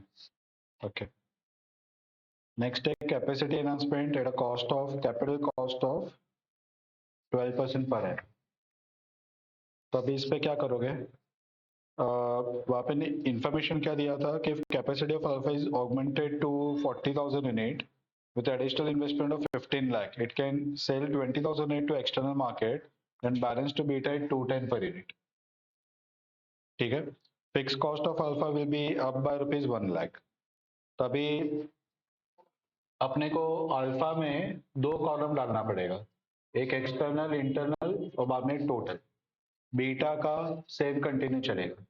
ठीक है, अल्फा में 20,000 यूनिट एक्सटर्नल को बेचेगा 220 पे। ठीक है, तो सेल्स लेगा 220, इंटरनल का सेल्स रहेगा 210, मटेरियल का कॉस्ट नहीं है, अदर वेरिएबल कॉस्ट सेम रहेगा 190 पर यूनिट। ठीक है, तो कंट्रीब्यूशन पर यूनिट मिलेगा, इनटू क्वांटिटी करोगे 20-20 हजार, तो टोटल कंट्रीब्यूशन मिलेगा। बाद में तो वो दोनों का टोटल कॉलम में रखोगे, पर यूनिट जब तक है तब तक टोटल कॉलम में कुछ नहीं रखने का। ठीक है, उसके बाद में दोनों लोगे फिक्स कॉस्ट, फिक्स कॉस्ट अभी 4 लाख है, वो 1 लाख से बढ़ेगा यानी कि 5 लाख हो जाएगा। ठीक है, तो दोनों को ये इसका अल्फा का प्रॉफिट मिल जाएगा। बीटा के केस पे क्या होगा कि उसको मटेरियल का कॉस्ट 210 पे ही मिल रहा है अल्फा से, तो उसका जो प्रॉफिटेबिलिटी है वो सेम रहेगा, 18 लाख ही आएगा। सिर्फ अल्फा के केस पे दोनों को 2 कॉलम डाल के बनाना पड़ेगा। हाँ, अब ये जो फिक्स कॉस्ट है वो फिक्स कॉस्ट में दोनों का 2 इफेक्ट आएगा, एक 4 लाख में 1 लाख रुपया बढ़ेगा वो, प्लस एक जो इंटरेस्ट आएगा कॉस्ट ऑफ कैपिटल सिर्फ अल्फा को, वो सिर्फ अल्फा को, तो वो आएगा कितने का है, 15 लाख का है ना, 15 लाख पे 12%।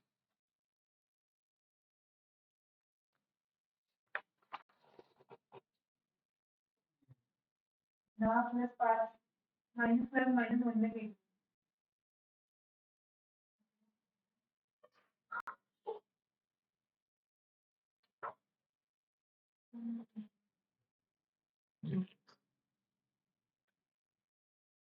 Contribution मुझे external का 6 lakh, internal का 4 lakhs.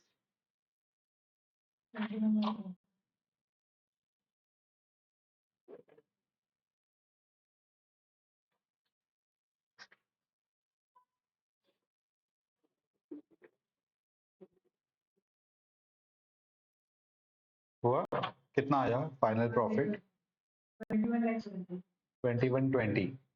ओके, 2120 में से 18 इसका है, यानी कि 320 इसका। ओके 20,000 के लिए क्या हाँ 20,000 की लेकर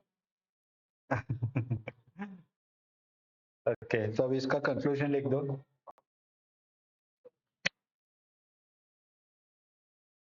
तो उन्होंने बोला था कि evaluate and give your opinion on, 3 option दिया था, तो 3 में से कौन सा ऑप्शन अच्छा है? कैपिटल एनहांसमेंट आई थिंक सबसे ज्यादा उसी में आ रहा है।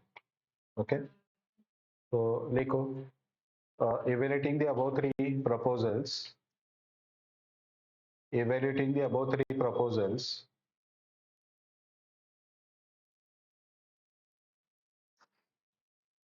it is advisable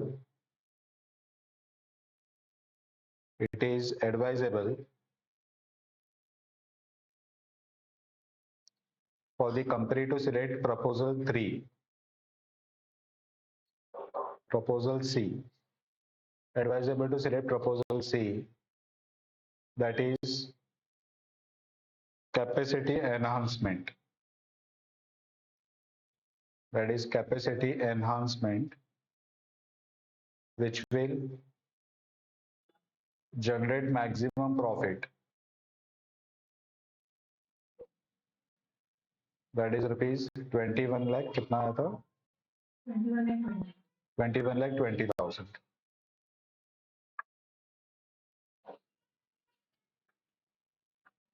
चलो अभी एक लास्ट सम अपना बाकी रहा, क्वेश्चन नंबर 9, ये चैप्टर खत्म हो जाएगा।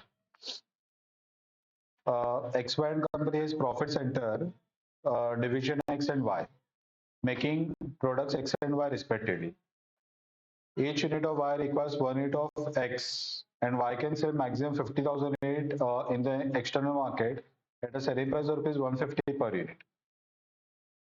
हर एक यूनिट को 1 यूनिट लगता है, 1:1 का रेशियो है, तो ये अच्छा पड़ता है अपने को, कंफ्यूजन नहीं रहता, गड़बड़ नहीं होता है। तो 1:1 का रेशियो है और Y का मैक्सिमम डिमांड 50,000 यूनिट का है, यानी कि वो 50,000 यूनिट X से खरीदेगा। ठीक है, X has capacity to produce 1 lakh unit of X. Variable cost per unit is 12, fixed cost are 720. X can sell the quantities in the external market. Price 18 पे 84,000, 20 पे 76, 22 पे 70, 24 पे 64 और 26 पे 54,000 और less. Assume no stock build up for X और Y, यानी कि जितना प्रोडक्शन है उतना पूरा का पूरा सेल करना है। तो X का कैपेसिटी 1 लाख का है और एक्सटर्नल का जो डिमांड है वो 84,000 से लेके लोअर दिया है, यानी कि अगर वो 18 का प्राइस रखेगा तो 84 वो बेचेगा। तो अगर 84 एक्सटर्नल में बेचा ना, इंटरनल के लिए 50 चाहिए, तो दोनों नहीं हो पाएगा, तो एक्सटर्नल का सेक्रीफाइस करना ही पड़ेगा। ठीक है, लेकिन अगर वो प्राइस 20 का पकड़ता है तो 76,000 एक्सटर्नल में बेच पाएगा, तो वो केस पे इंटरनल ट्रांसफर के लिए उसको 26,000 का यूनिट सेक्रीफाइस करना पड़ेगा। 22 के प्राइस पे 20,000 सेक्रीफाइस करना पड़ेगा, 24 के प्राइस पे 14,000 और 26 के प्राइस पे 4,000 या फिर उससे कम। आ समझ में कितना सेक्रीफाइस करना है, वो डिपेंड है कि एक्सटर्नल का प्राइस वो क्या रखता है। Y can purchase its requirement from the external market at 22 per unit, but has to incur bulk transportation cost of 1,50,000 for any quantity, which will not be incurred on transfer from X. तो 22 रुपए में मिल रहा है, लेकिन transportation cost flat है, 1.5 लाख रुपए का cost आएगा कोई भी क्वांटिटी खरीदो। ठीक है, required first one, assuming no demand from Y, what will be the best strategy for X? अगर Y से डिमांड नहीं है तो X के लिए बेस्ट स्ट्रेटेजी क्या रहेगा? बाहर बेचेंगे, बाहर बेचेंगे, लेकिन कौन से प्राइस पे बेचेंगे ये अपने को बताना पड़ेगा। लास्ट समय किया ना वैसे, तो ये हर एक प्राइस के लिए अपने को कंट्रीब्यूशन निकालना पड़ेगा। फिक्स कॉस्ट तो सेम ही है सभी के लिए, 7,20,000 ही है, तो कंट्रीब्यूशन निकालना पड़ेगा और जो लेवल पे कंट्रीब्यूशन मैक्सिमम रहेगा वो आएगा बेस्ट स्ट्रेटेजी। आया समझ में? तो स्टार्ट हो जाओ, तुम लोग खुद ही वर्कआउट कर लो। कॉलम्स डाल दो सेलिंग प्राइस, या फिर वो फॉर्मूला बेस्ड ही बना दो तो भी चलेगा, वो लिखने में भी अच्छा पड़ेगा। तो contribution for different selling prices for division x, किस पे आ रहा है? 20 पे, ओके। 24 पे, okay.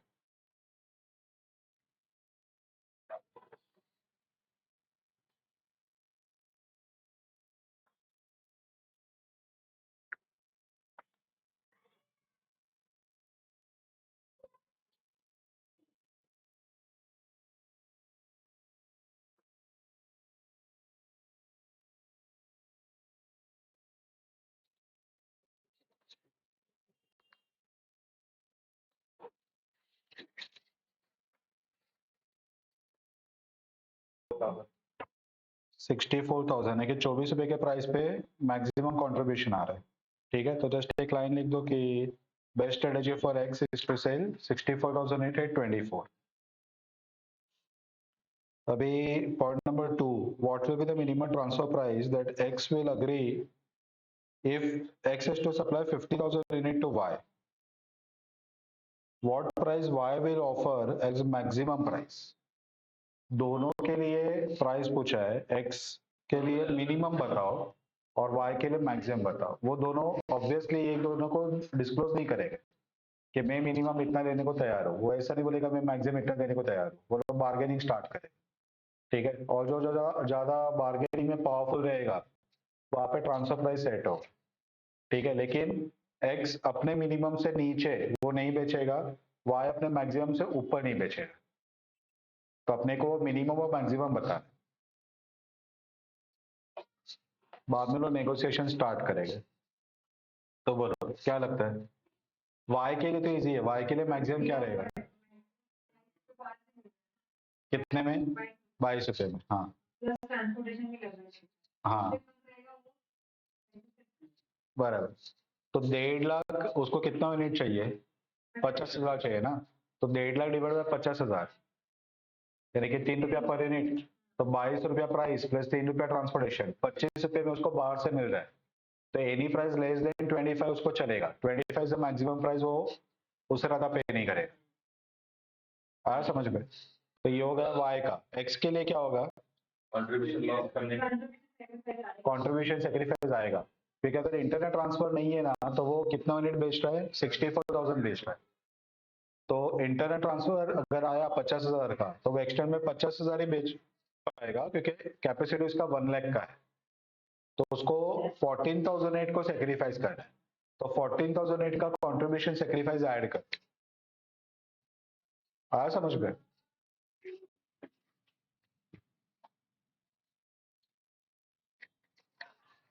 So minimum price of division x equal two variable cost plus contribution sacrifice. तो वेरिएबल कॉस्ट आएगा, कितना है उसका? कितना? 12, ठीक है। और कंट्रीब्यूशन सेक्रीफाइस उसका 14,000 यूनिट इनटू उसका कंट्रीब्यूशन पर रेट कितना है? 12 डिवाइड बाय 50,000 रेट उसको ट्रांसफर करना है, तो 12 प्लस 3.36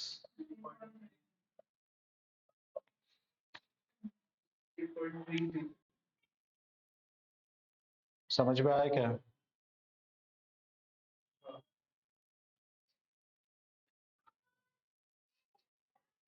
पता चला?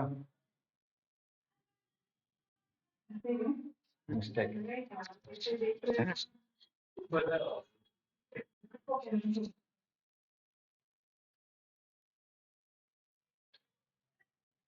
नहीं ऐसा नहीं सॉल्व कर रहे, टेबल बना के सॉल्व कर रहे उनका बस क्या मिस्टेक है? कंट्रीब्यूशन सेक्रीफाइस 1 लाख यूनिट का कुछ नहीं है। 1 लाख तो टोटल है, उसमें से 50 एक्सटर्नल का 50 इंटरनल का।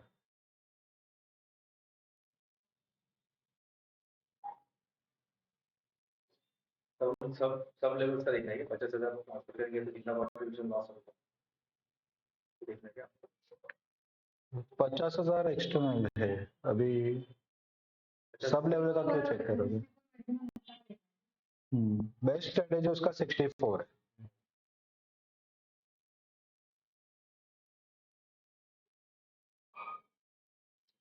तो यहाँ पे मैंने वर्किंग क्या किया, उसका 14,000 यूनिट को सेक्रीफाइस करना पड़ेगा। 64 के पे भी वो 50,000 ही बेच पाएगा।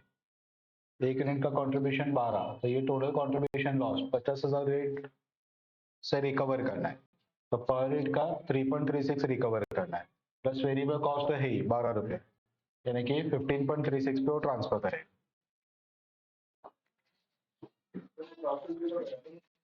कौन सा प्रॉफिट गया है?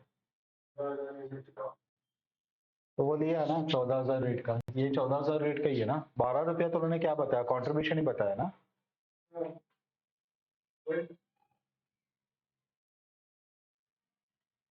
कंट्रीब्यूशन सेक्रीफाइस ही लोगे ना, फिक्स कॉस्ट तो एनी वो तो सेम ही रहेगा, तो प्रॉफिट कहाँ से आएगा ये?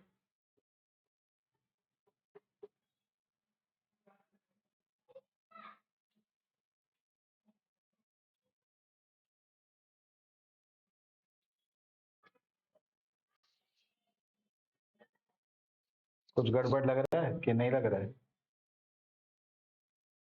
कंट्रीब्यूशन कितना इसका सेलिंग प्राइस कितना हुआ ना थोड़ा बढ़ेगा उतना सेम।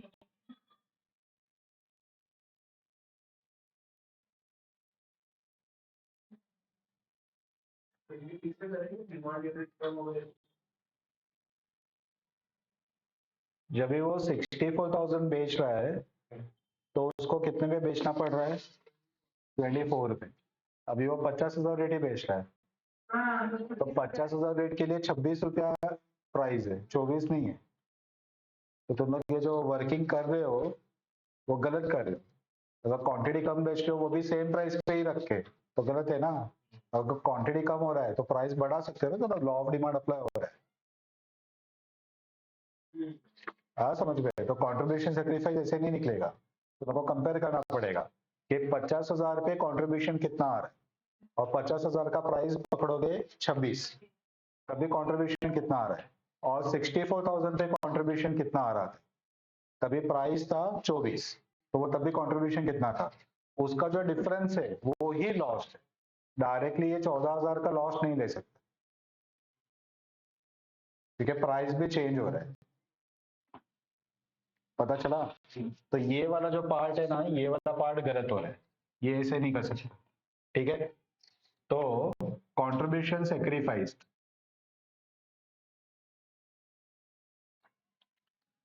1 लाख यूनिट का कैपेसिटी, 50,000 इंटरनल, तो 50,000 एक्सटर्नल। अब एक्सटर्नल अगर 50 है तो सेलिंग प्राइस विल बी 26। पता चला? तो एग्जिस्टिंग कंट्रीब्यूशन 64,000 इंटू 24 माइनस 12, बराबर। तो उन्होंने ऑलरेडी निकाला हुआ है, कितना है, कितना 7,68,000 कंट्रीब्यूशन बता रहे हो ना। अभी आफ्टर इंटरनल ट्रांसफर, तो 50,000 यूनिट इंटू 26 माइनस 12 हो जाएगा, कितना आएगा, 7 लाख। तो कंट्रीब्यूशन सेक्रीफाइस्ड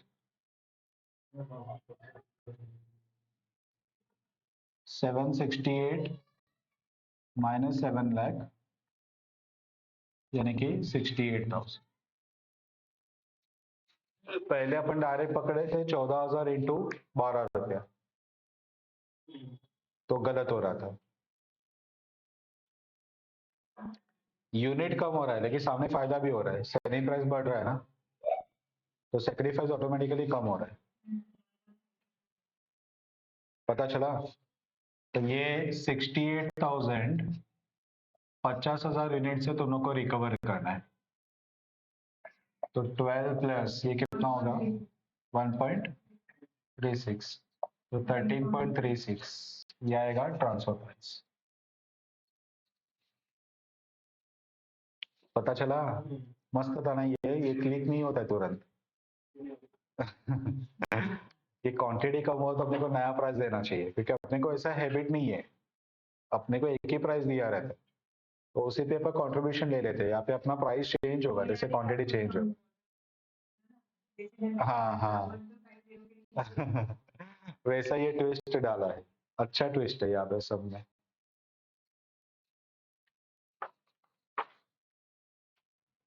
अभी सेकंड क्या बोल रहा है? व्हाट, अच्छा इस पे एक और बाकी अपना कि बेस्ट स्ट्रेटेजी फॉर वाई क्या रहेगा।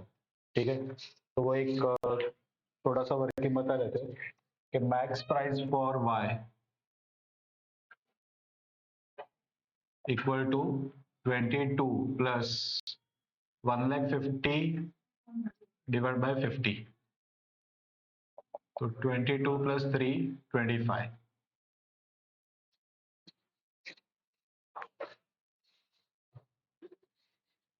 बराबर, उसको 50,000 चाहिए, 1.5 लाख का ट्रांसपोर्ट कॉस्ट आएगा।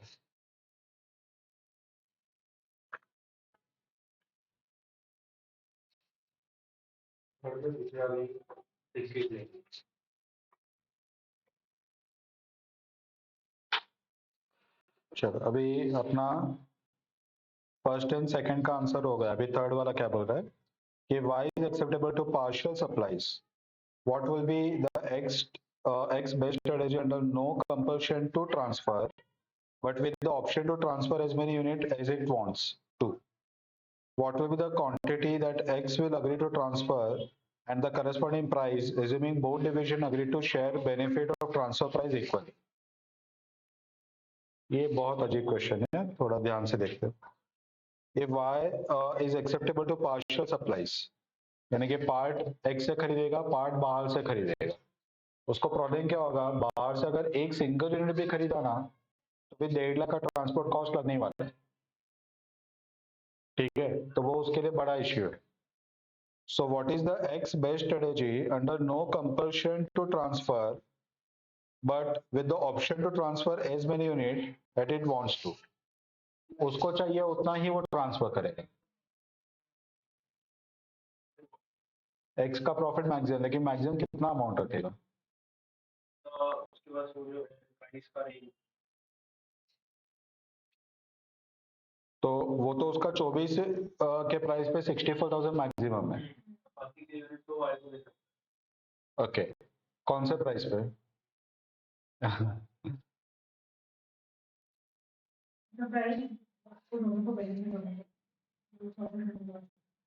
हाँ, तो अभी देखो यहाँ पे क्या होगा कि एक्स के ऊपर अगर कंपल्शन नहीं है तो बोलेगा कि मैं बाहर 64,000 यूनिट बेचता हूँ 24 पे, मुझे वो लेवल पे मैक्सिमम प्रॉफिट हो रहा है। इंटरनेट ट्रांसफर के लिए मिनिमम प्राइस वो क्या रखेगा? अगर वो 64,000 बाहर बेच ही पा रहा है, ठीक है, तो वो इंटरनेट ट्रांसफर कितना करेगा? बाकी का 34,000, और वो कौन से प्राइस पे कर सकता है? तो वेरिएबल कॉस्ट पे। अगर वेरिएबल कॉस्ट के ऊपर 1 रुपया भी एडिशनल मिला तो उसके लिए अच्छा ही है। इतना समझा? अब आगे वो क्या पूछ रहा है कि what will be the quantity that X will agree to transfer and the corresponding price, assuming both the division agree to share benefit of transfer price equally. अगर दोनों डिवीजन इसका जो बेनिफिट है वो इक्वली शेयर करना चाहते हैं। थोड़ा सा ट्रिकी है ना, क्वेश्चन ही नहीं समझ में आ रहा है कि एग्जैक्टली वो पूछ क्या रहे। हाँ बोल। और वो बेस्ट रहेगा उसके लिए। हाँ उसके आगे जो भी रहेगा 26,000 हाँ बराबर बराबर। और उसमें अपन ट्रांसफर प्राइस जो सेट करेंगे, हाँ तो उसके लिए अपन ये भी देखेंगे कि अगर उसका 20 वो 84 में डिमांड, हाँ के लिए खाली वेरिएबल कॉस्ट ले सकते हैं, बाकी के लिए अपन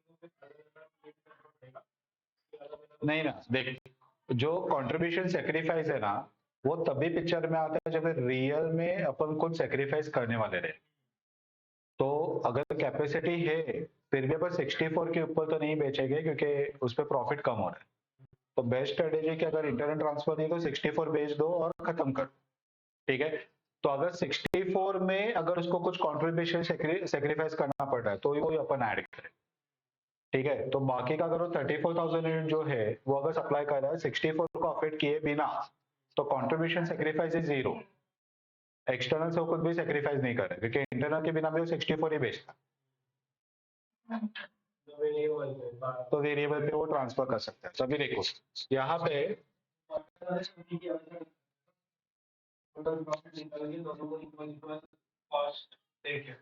बराबर, तो अभी अपन यहाँ पे क्या करेंगे कि minimum transfer price of X at best strategy, ठीक है। तो वो क्या करेगा कि 1 लाख यूनिट है उसमें से एक्सटर्नल का वो 64,000 यूनिट बेचेगा ₹8.24 है ना, ₹8.24, और जो बैलेंस है वो इंटरनल ट्रांसफर करेगा, दैट इज 36,000। 64 ही है ना, मैं कभी से कुछ गलत नंबर बोल रहा था इधर, बराबर लिखा है, ओके। 36,000 और ये वो ट्रांसफर करेगा at variable cost, contribution sacrifice is zero, ठीक है। Since contribution sacrifice is nil, आया समझ में, ठीक है। तो ये 12 रुपए पे ट्रांसफर होगा, सो बेस्ट स्ट्रेटेजी ये हो जाएगा,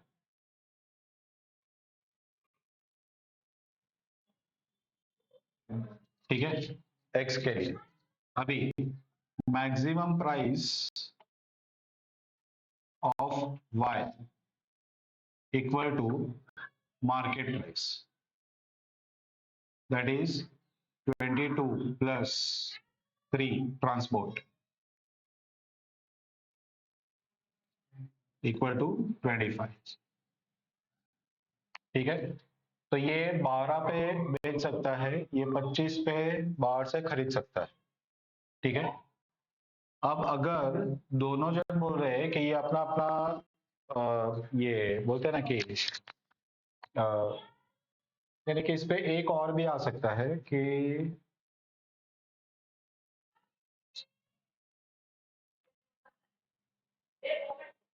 दो दो अपन इस पे आंसर निकाल सकते हो। एक आंसर ये कि अगर सपोज ये सिर्फ 36,000 ही सप्लाई कर रहा है तो उसमें दोनों एग्री कौन से प्राइस पे करेंगे, और दूसरे में अगर वो पूरा 50,000 ट्रांसफर कर रहा है तो दोनों कैसे शेयर करें।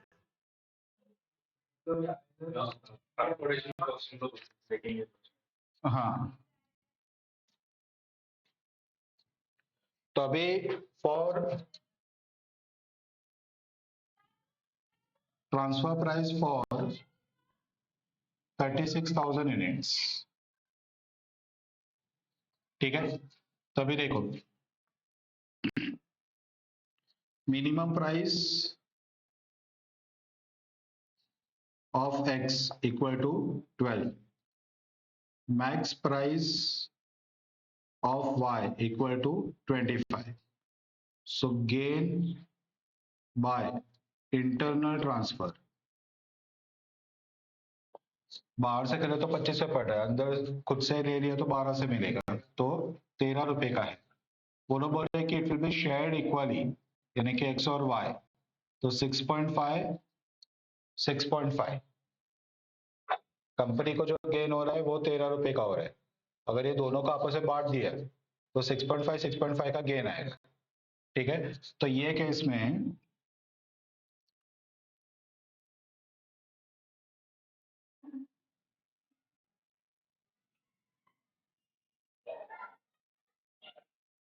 सिक्स पॉइंट फाइव नहीं लेना चाहिए, क्यों नहीं लेना चाहिए। ट्रांसपोर्ट में अंदर से सप्लाई करने में कोई गेन नहीं है, क्योंकि कोई भी क्वांटिटी पे तुमको पूरा 1.5 लाख रुपया पे करना ही है। तो ऐसा नहीं कि तो तूने सिर्फ 36,000 सप्लाई किया तो 1.5 लाख में भी फायदा हो रहा है, वो फायदा नहीं हो रहा है। तो अपने ये फॉर द टाइम भी 22 रुपया पकड़ना है प्लस ट्रांसपोर्ट, यहाँ पे 22 प्लस ट्रांसपोर्ट, ठीक है। तो अगर 36,000 सप्लाई किया तो भी 1.5 लाख तो पूरा ही जा रहा है ना, तो 1.5 लाख को इक्वली कैसे डिवाइड करेंगे? इसको तो अपने जब से पूरा 1.5 लाख देना ही है, नहीं समझा? अगर 36,000 सप्लाई किया तो भी इसको बाकी का जो 14,000 है वो बाहर से लेना ही पड़ेगा, तो 1.5 लाख पे करना ही पड़ेगा ना। तो उसका बेनिफिट एक्स को क्यों दे भाई? उसको बेनिफिट हुआ है कहाँ पे? 1.5 लाख तो उसको पूरा पे करना ही पड़ रहा है, सिर्फ 22 के जगह पे 12 पे कर रहा है, तो 10 रुपए का गेन है। वो 10 रुपए का गेन आपस में डिवाइड करेंगे, ठीक है। तो यहाँ पे 22 एक्सक्लूडिंग ट्रांसपोर्ट। अब यहाँ पे अपन रिलेवेंट कॉस्टिंग को मिक्सअप करें तो ये जो ट्रांसपोर्टेशन है वो इरिलेवेंट कॉस्ट हो गए, क्योंकि दोनों ऑप्शन में 36,000 के लिए और 50,000 के लिए वो तो इनकर करना ही है, ठीक है। तो यहाँ पे गेन हो गया 10 और 10 को डिवाइड किया हाफ हाफ तो 5 और 5, therefore transfer price for x equal to 36,000 units at the rate 12 plus 5 17 17 रुपए पे वो देगा। गेन आपस में बांटने को बोला है ना, कंपनी को फायदा कितना हो रहा है? 10 का हो रहा है, 1.5 लाख तेरे लिए पे करना ही पड़ा है, उस पर कोई फायदा नहीं है, तो 10 रुपए आपस में बांट लो। और ट्रांसफर प्राइस फॉर y के लिए कितना आएगा? फॉर 36,000 इट विल बी 70, जो प्राइस पे वो देगा वो, और बाकी के 14,000 के लिए 22 प्लस 1,50,000।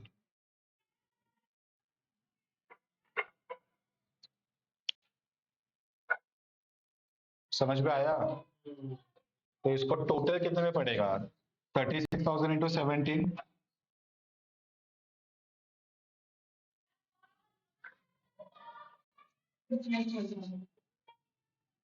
और 14,000 इंटू 22 प्लस 1,50,000, दोनों को ऐड करो कितना? डिवाइडेड बाय 50,000 20, तो भी उसको सस्ता ही पड़ रहा है। 25 में वो बाहर से लेता, अगर पूरा 50,000 वो बाहर से लेता तो उसको 25 से क्या पर रेट पड़ता, अभी उसको 21 रुपीज पर रेट पड़ रहा है। पता चला? मस्त पॉइंट था ये,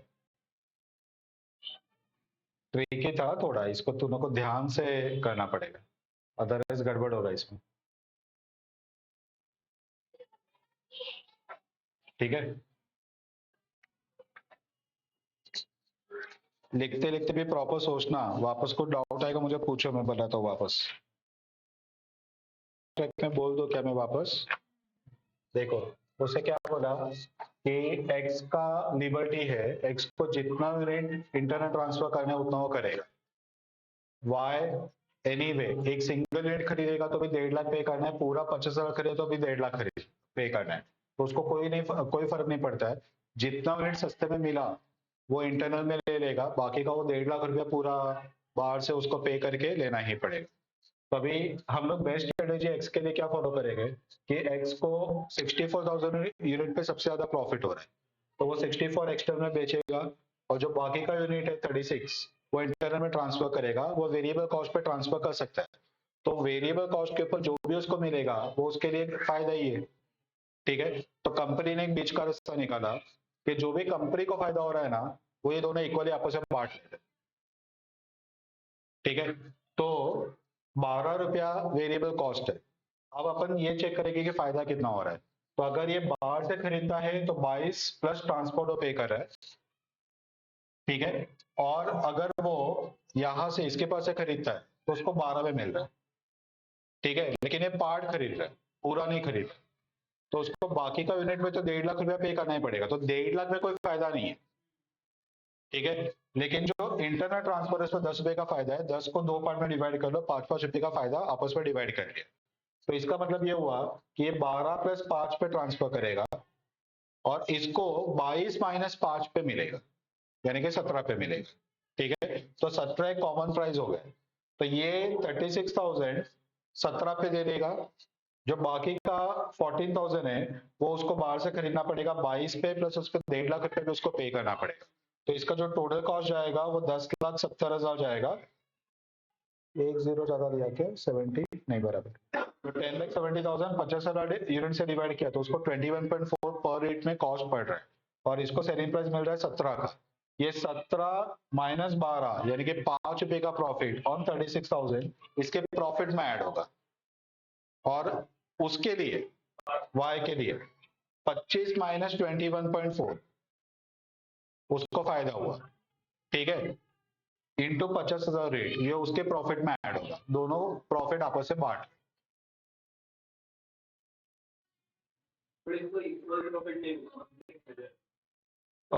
एग्जैक्ट इक्वल नहीं है, क्योंकि 1.5 लाख रुपया तो इनकर करना ही है, तो अगर वो ही सबसे गिना तो अपने को पर रेट की जगह पे पहले टोटल प्रॉफिट कैलकुलेट करना पड़ेगा, बाद में उसको इक्वली डिवाइड वैसे होगा।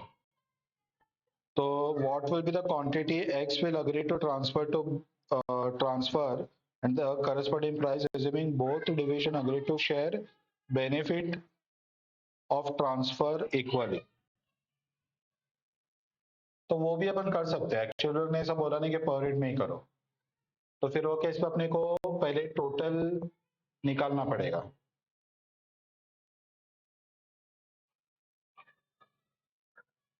तो वो केस में वर्किंग क्या होगा वो मैं बताता हूँ तुम लोग को। हाँ हाँ, लेकिन ये बेनिफिट यानी कि अमाउंट में ही बेनिफिट मिल रहा है ना, वो तो निकालना तो पड़ेगा amount he at the end. ठीक है, तो अभी देखो इसमें बेनिफिट कैसे निकाल सकते हैं अपन, बेनिफिट ऑफ इंटरनल ट्रांसफर। पहला एंटायर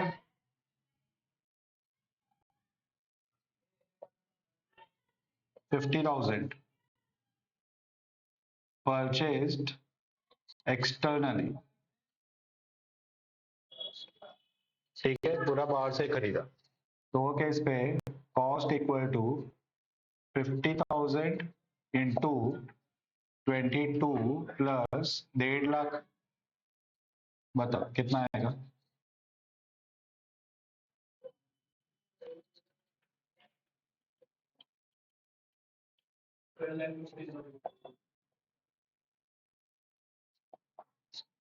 ठीक है, ये अपना प्रॉफिट आएगा। Option number 2,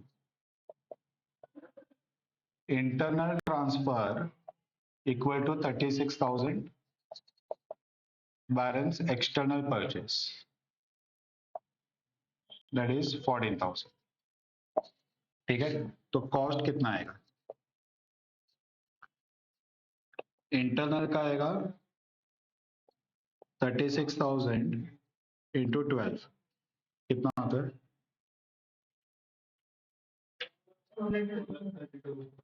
432। एक्सटर्नल का 14,000 इंटू 22 और ट्रांसपोर्ट का 1,50,000। ठीक है, ये कितना आ रहा है, 3,08,000 टोटल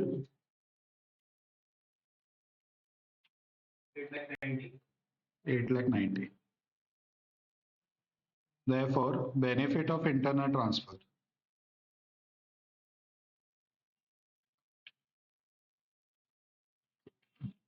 वो होगा 1,250 माइनस 890,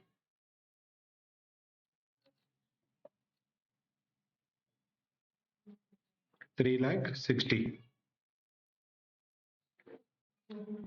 इसको या फिर इसको डायरेक्टली डिवाइड कर लो by internal transfer. I think answer वही बैठ रहा है, नहीं चेंज हो रहा है। 36,000 ही इंटरनेट ट्रांसफर हो रहा है ना, जो बाहर से खरीदा उसका बेनिफिट वो थोड़ी एक्स को देगा, जितना इंटरनेट ट्रांसफर कर रहा है उसी का बेनिफिट वो लोग शेयर करेगा ना इक्वली। तो 36,000 यानी कि 10 पर यूनिट, तो यहाँ पे भी आंसर अपना 10 पर 8 ही आए, एट द एंड वही है, तो इतना सारा करने की जरूरत नहीं।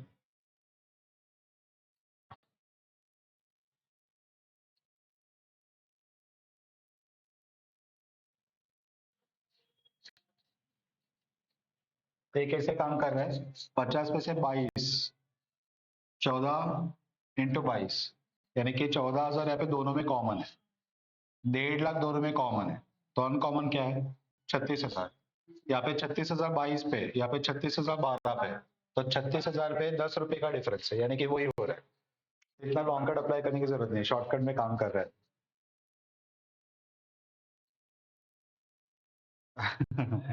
चलो, तो ये जस्ट अपने को क्रॉस वेरीफाई करने के लिए काम आ गया, बाकी इसका कोई काम नहीं है। ठीक है, तो ये क्रॉस चेक